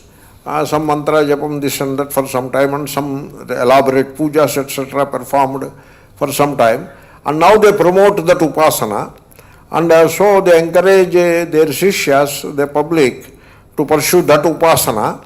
And sometimes they discourage some other upasana also. That is also there. Saying that my upasana is superior to other person's upasana. Like that, they become the religious icons. And the society looks at them as gurus. That tells very poorly on the whole structure. That only shows that the society doesn't know what a guru is, and they are not in a big hurry to learn anything, and they are not looking for any instruction. Mostly they are looking for tirtham and prasadam. And that is how the religious leaders, they serve a purpose in the society. They are the religious icons of the religion, and therefore they are serving the society and the function of religion in the society. And but strictly speaking, they are not the acharyas, because they don't have any connect to the Shastra. Therefore, in this context, you cannot call them really gurus, but they are called gurus. The real Shastra people are not called gurus, but they are called gurus. That is how the society functions. But in this context, I will say, at least for the students of Vedanta, they are not gurus. They are religious icons. They instruct the public in the practices of religion and belief systems, and they have a place in the society and in the social structure. That is all great. But strictly speaking, they are not gurus, because they do not fit into that expression Shastracharyopadesha. You have to get three things in place. One is Upadesha by an Acharya who is an expert in the Shastra. And when the Shastra is missing, then what kind of guru it is? So this is one thing people have to understand. And then, you see, they still call guru. You cannot contest the word. Suppose people use the word. You cannot contest it. No, they should not use the word guru. You cannot contest it like that. It's a democratic society, and the language offers all possibilities. Like a computer guru, you can still use the word. Means there the word guru means expert, only that much. It doesn't fit into Shastracharyopadesham. That is the expression relevant only for the students of Vedanta. That doesn't fit everywhere. And therefore I should not come and say, don't use the word Guru, you don't use the word Guru, you don't use the word Guru. I cannot say like that. You cannot dictate to the society. Only we understand, as students of Vedanta, they are not Gurus. So having said that, now let us come to Vedanta. In Vedanta, there are many Gurus, many Acharyas. They are imparting this knowledge to many students. But there is one pitfall that the students of Vedanta should be careful to judge, to understand, to notice and avoid. There is one pitfall. And that is the psychological dependence. So, whether the students learn anything or not, what is the meaning of learning? Learning is meaningful only when there is that inner transformation. Suppose you study many texts, but still remain a samsari without any inner transformation. How can you call that upadesha? How can you call that learning? But still, it goes in the name of guru, shishya, teaching, etc. All that paraphernalia is put in place without any inner transformation. You find such a situation in the world. World is a very funny place, and so you find all possible scenarios in the world. Therefore, that kind of a situation where there is no focus on the inner transformation, there is only focus on the part of the guru to teach the text and focus on the part of the teacher to learn the text so that he can teach again and he become a guru. So, you mind if I take another few minutes? You see, once a student of Vedanta came across Sri Ramakrishna. Rather it is the other way also you can say. Sri Ramakrishna came across a student of Vedanta and he asked the Vedanta student, why are you studying Vedanta? So, the question is a bit perplexing, and so the student was a bit unable to respond. Then the Acharya, the Sri Ramakrishna Paramahamsa, he gave two options. So let me elaborate my question. That is what he said, and he asked, are you studying Vedanta because you will become a Vedanta teacher in future and all the shishyas and people of the world will bring nice gifts and other dakshinas to you, and you will get very good food and a nice place to live and wonderful clothes and all other privileges of the upper middle class and rich people. All those privileges you will get by becoming an Acharya of Vedanta. Is that the reason that you are studying Vedanta? That is one option, option A. Then or option B, you want to gain that inner transformation of the consciousness which is worldly has to be transformed into a spiritual consciousness, the consciousness of spirituality. Is that transformation is the goal of studying Vedanta? Are you studying Vedanta for what? So, suppose you are studying Vedanta for the second one, then you are likely to miss many advantages of the first one. That is also possible. So, be careful. So, therefore, when Vedanta study becomes that kind of a ritualistic, and gurus teach and students learn to become again teachers of Vedanta, and they pat their back saying that we are preserving the tradition, we are taking the tradition forward, and so such great expressions can give us a lot of consolation to fill the gap of not learning any real Vedanta. So this also can happen, and it happens in the society, it happens all the time. So society follows Murphy's law most of the time. A thing can go wrong, then it goes wrong. So, therefore, this kind of a psychological dependence, in that situation, where there is no inner transformation, only there is teaching. Teacher and student are, guru and shishya are there, very much in their place. Shishya remains a shishya for the life. They have decided that they are the shishyas for life. They have decided because that is very convenient, you know. And the guru is, of course, a guru for the life. Therefore, this is what is called Gurudam. And this has entered Vedanta circles very much. In a big way it has entered. And so, this is what my friend Dr. Sharma Ji told me, be frank and you go ahead and speak. So, therefore, This is the occasion when I wanted to say that the students of Vedanta should not have psychological dependence upon the Guru. When they are not learning Vedanta, only they are studying it, repeating it, reciting it, writing notes and becoming a very scholarly, accumulating all that knowledge, but not really learning. That is not learning. Accumulation of knowledge is not learning. So, learning is altogether a different cup of tea. Therefore, when the students do not learn, they accumulate knowledge but they do not learn, they start depending upon the Guru psychologically. And it happens the other way also. The Guru also depends upon the Shishyas psychologically. Therefore, like it is said, East is East and West is West kind of thing. Guru remains Guru, Shishya remains Guru, Shishya. Guru depends upon Shishya psychologically. Shishya depends upon Guru psychologically. And then there is a mutual exploitation also. This is a very dangerous trend that is there in the society. I am not talking of some imagined thing. It is very much there. Not only there, it is prevalent also unless you take a great precaution. So I only suggest to the students of Vedanta, why should I suggest like this?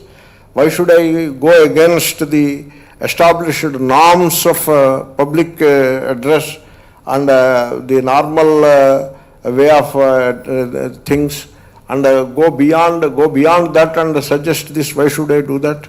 What is the thing that makes me speak in this way? That is my love for the students of Vedanta. That is it is a labor of love and nothing else. Having come to study Vedanta, I don't want you to go astray. I want you to get the best of the teaching and the instruction. And so your life must be transformed. That inner transformation is the watchword, that is the benchmark.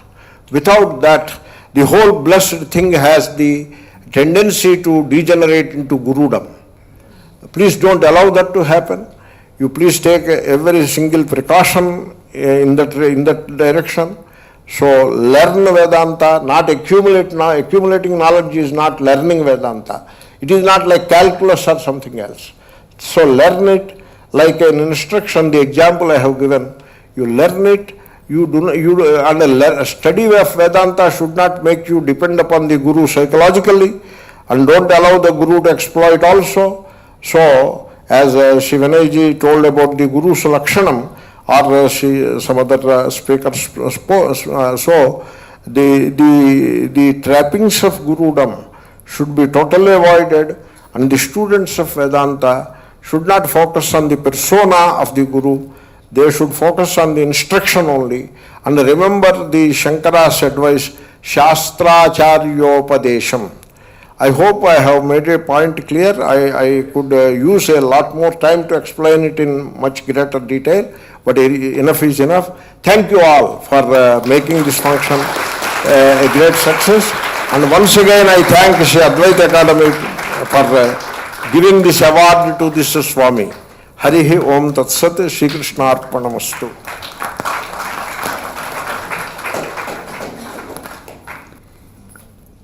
Thank you, Swami Ji. I have no words to tell what we all got from your great talk. Thank you, Krishna.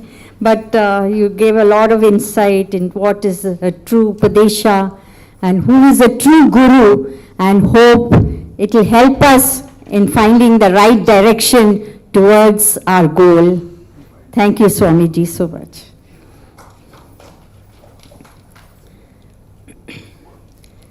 Now we come to the close of the ceremony today. I request Wisdom Foundation member Suresh Ji, who is an eloquent and veracious speaker, to conclude the day with the vote of thanks.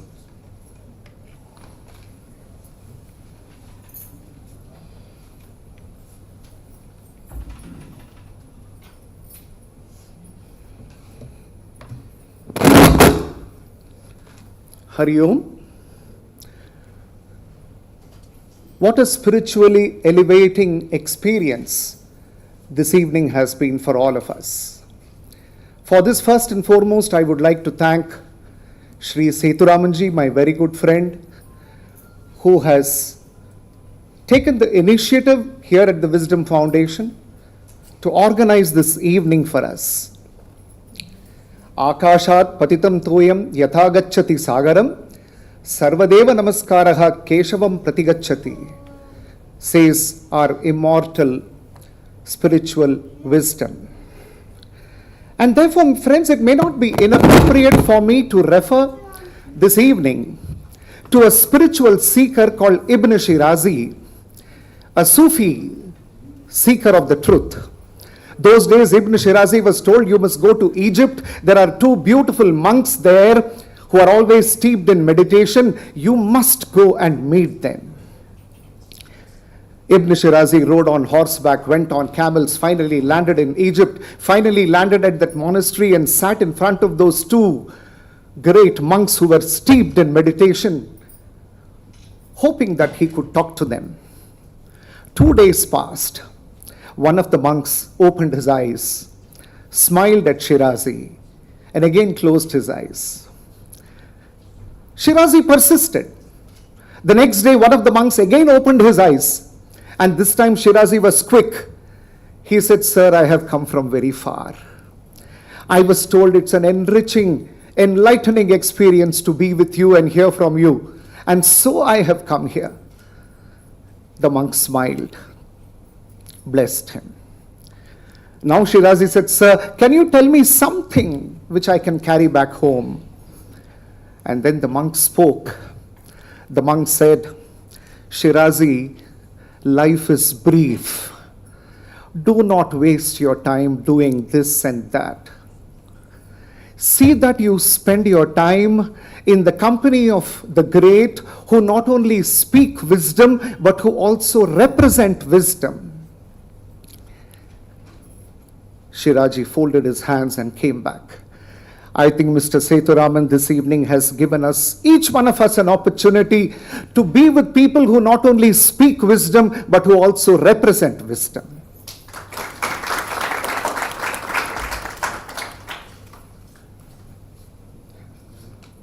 Swamiji, we are so grateful. Swami Tattvavidananda ji. Imagine somebody writing a dissertation for his PhD on the Vedas and getting a gold medal, a master of Sanskrit. Swamiji referred to so many gurus. Somebody came to Sri Ramana Maharshi and asked him, "Swami, there are so many gurus. How will I know who is a true guru and who is not a true guru?" The Maharshi gave the answer. The true guru is he in whose presence you feel totally peaceful, totally content with yourself, and a rare peace descends on you. Such a person is a true guru. And I think you will all agree with me, friends, simply being in the presence of Swami Tattvavidananda, we feel that peace, that inner peace. Swami Lakshmanananda referred, somebody offered him a car, he said, "Give it to your son, I don't need a car." Because wherever he goes, he is doing God's work, so God takes care. That reminded me of a beautiful chapter in this book, the autobiography of a yogi by Paramahansa Yogananda. Friends, do read this chapter if you have the book with you. Two penniless boys in Vrindavan. Yogananda's brother is angry that, he is not taking to the material world. He wants to devote his life to the mother goddess. And he says, if God is going to take care of you, incidentally, Yogananda had come to Mathura. So the brother was working in the railways, and the brother told him, "You know what, if God is going to take care of you, I'm going to do something today. Today morning, 6 o'clock, I'm sending one more person with you so that you don't do any hanky-panky. Not a rupee, not an anna, not a paisa in their pocket. The brother said, I'm putting you in this train from Mathura to Agra. You will spend the whole day in Agra. There is a train at 10:30 in the night and you'll come back at 12 o'clock. Let me see how your God will take care of you. Yogananda said, no problem.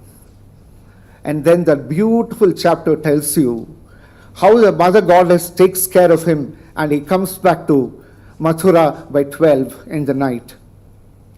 And therefore, my friends, such great people who are doing God's work, God takes care of them. And for us, being in their presence itself is such a great thing. An Indian mystic tells us, life is a momentary gossip in the eternal silence of existence. So when we listen to these great masters, we not only listen to their words, we also listen to their silence, because that silence conveys something which words cannot. So thank you so much, Swami Ji. We should also thank the Indica management for coming over to Wisdom Foundation for this beautiful function. And of course the Swamijis. What a beautiful name, I thought. Sthita Prajnananda. What a beautiful name his guru has given him. I was wondering why we don't name our children when a child is born at home. Why don't we name him Sthita Prajna?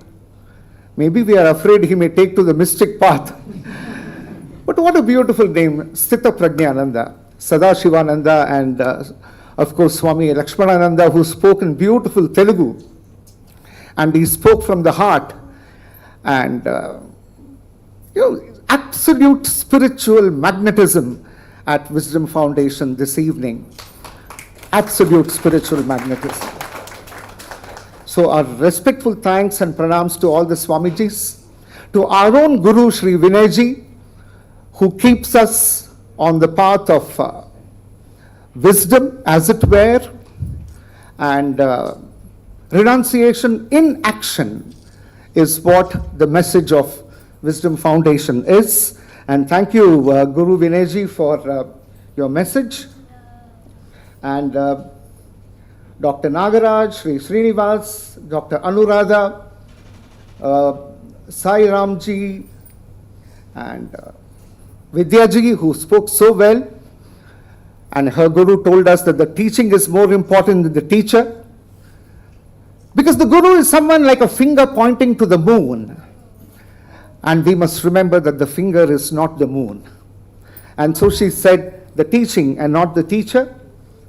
And the entire Wisdom Parivar, who have put together this beautiful function.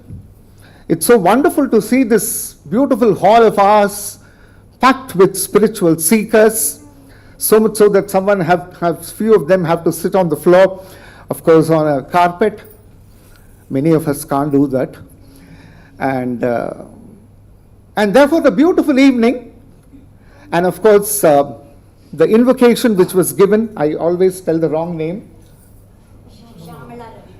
Srimati Shamala Ravi, who took us to the world of Srimati M.S. Subbalakshmi when she sang that, the hymn, the prayer.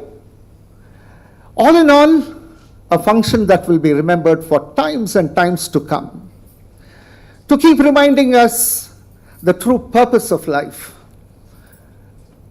that the only question which is relevant for each one of us is, who am I? Who am I? Hari Om, and thank you very much.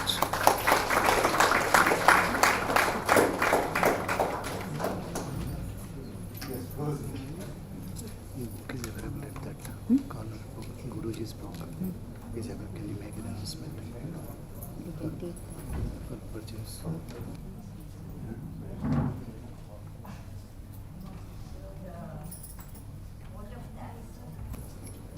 Though the vote of thanks is done, I've been asked to read the citation. We forgot to do it soon after the award ceremony. It is our privilege and honor to recognize your spiritual guidance to us as a recipient of Grateful to Guru's Award for the year 2024. Our pranams to you. As an exponent of Sanskrit, Shastras and Vedanta, many generations of our times have been blessed with your guidance in Sanatana Dharma. With great love and karuna, you have taught the Advaita Vedanta to innumerable numbers of students who have come to you. With your immense experience and perspective in both scientific and spiritual fields, you have enabled sadhakas of our times to navigate our times with light of Vedanta. We are truly blessed to have a spiritual guru like you guide us through in these challenging times. That is the citation that was given to Swami Ji. As a response to that citation, all the credit goes to 4 gurus.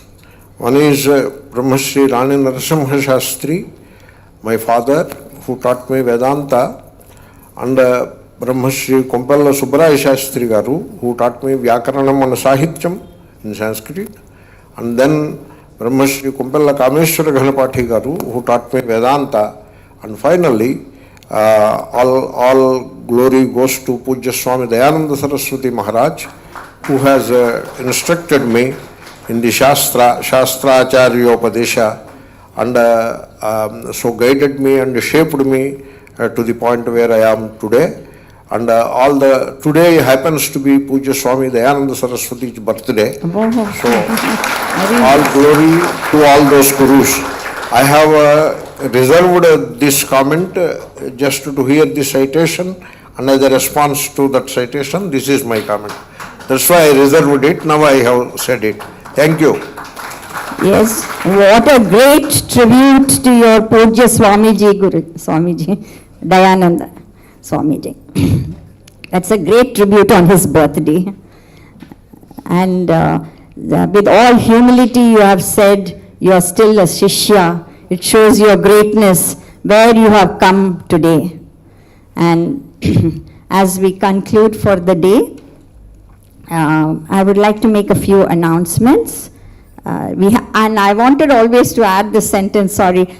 We have had a double bonus today of 2 gurus giving us insight into the world of Sanatana Dharma.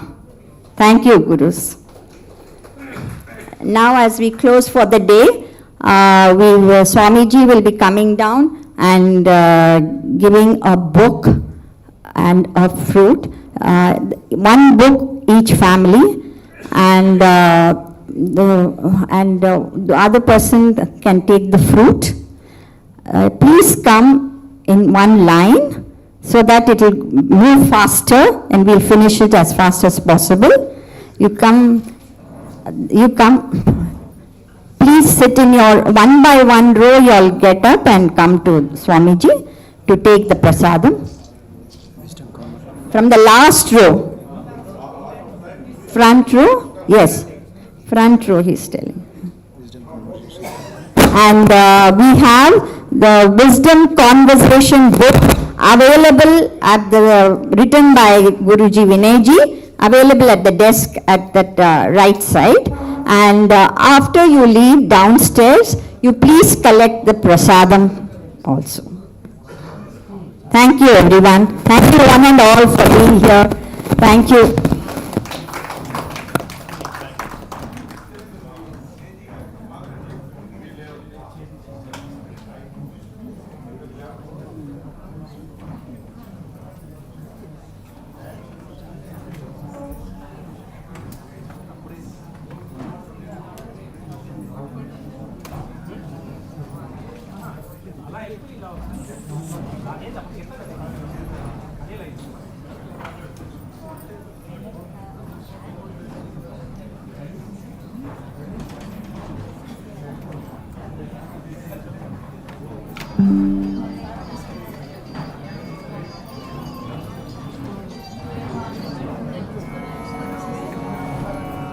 Rama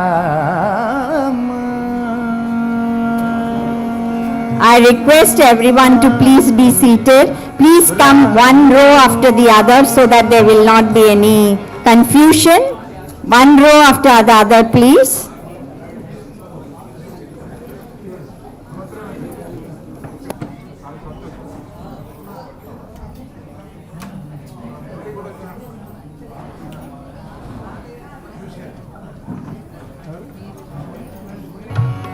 Rama Raghava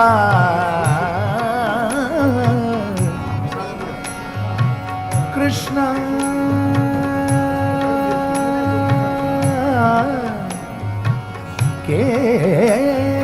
Keshava Rama Raghava Krishna Keshava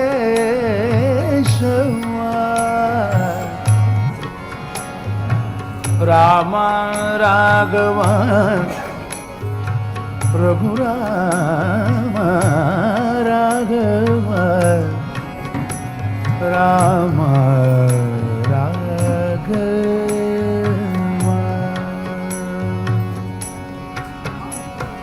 Rama Raghava Jaya Sita Nayaka Rama Raghava Jaya Sita Nayaka Rama Raghava Jaya Sita Nayaka Rama Raghava Jaya Sita Nayaka Rama Raghava Rajiva Lochana Kamita Phalada Karivarada Rama Raghava Rajiva Lochana Kamita Phalada Karivarada Krishna Keshava Jaya Gopi Madhava Krishna Keshava Jaya Gopi Madhava Krishna Keshava Jaya Gopi Madhava Krishna Keshava Jaya Gopi Madhava Krishna Keshava Ambujalochana Vanchita Phaladaya Duvarada Krishna Keshava Ambujalochana Vanchita Phaladaya Duvarada Rama Raghava Jaya Sita Nayaka Rama Raghava Jaya Sita Nayaka Rama Raghava Rajiva Lochana Kamita Phalada Karivarada Rama Raghava Rajiva Lochana Kamita Phalada Karivarada Krishna Keshava Jaya Gopi Madhava Krishna Keshava Jaya Gopi Madhava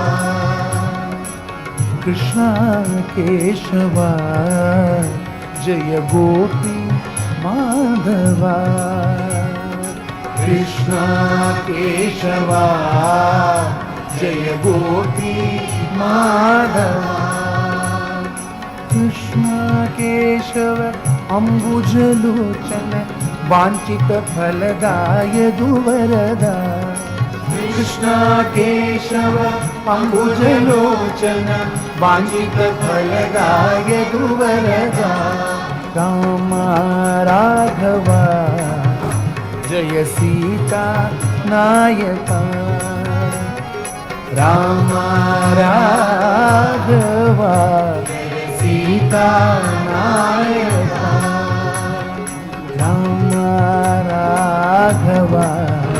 जय सीता नायका राम राघवा जय सीता नायका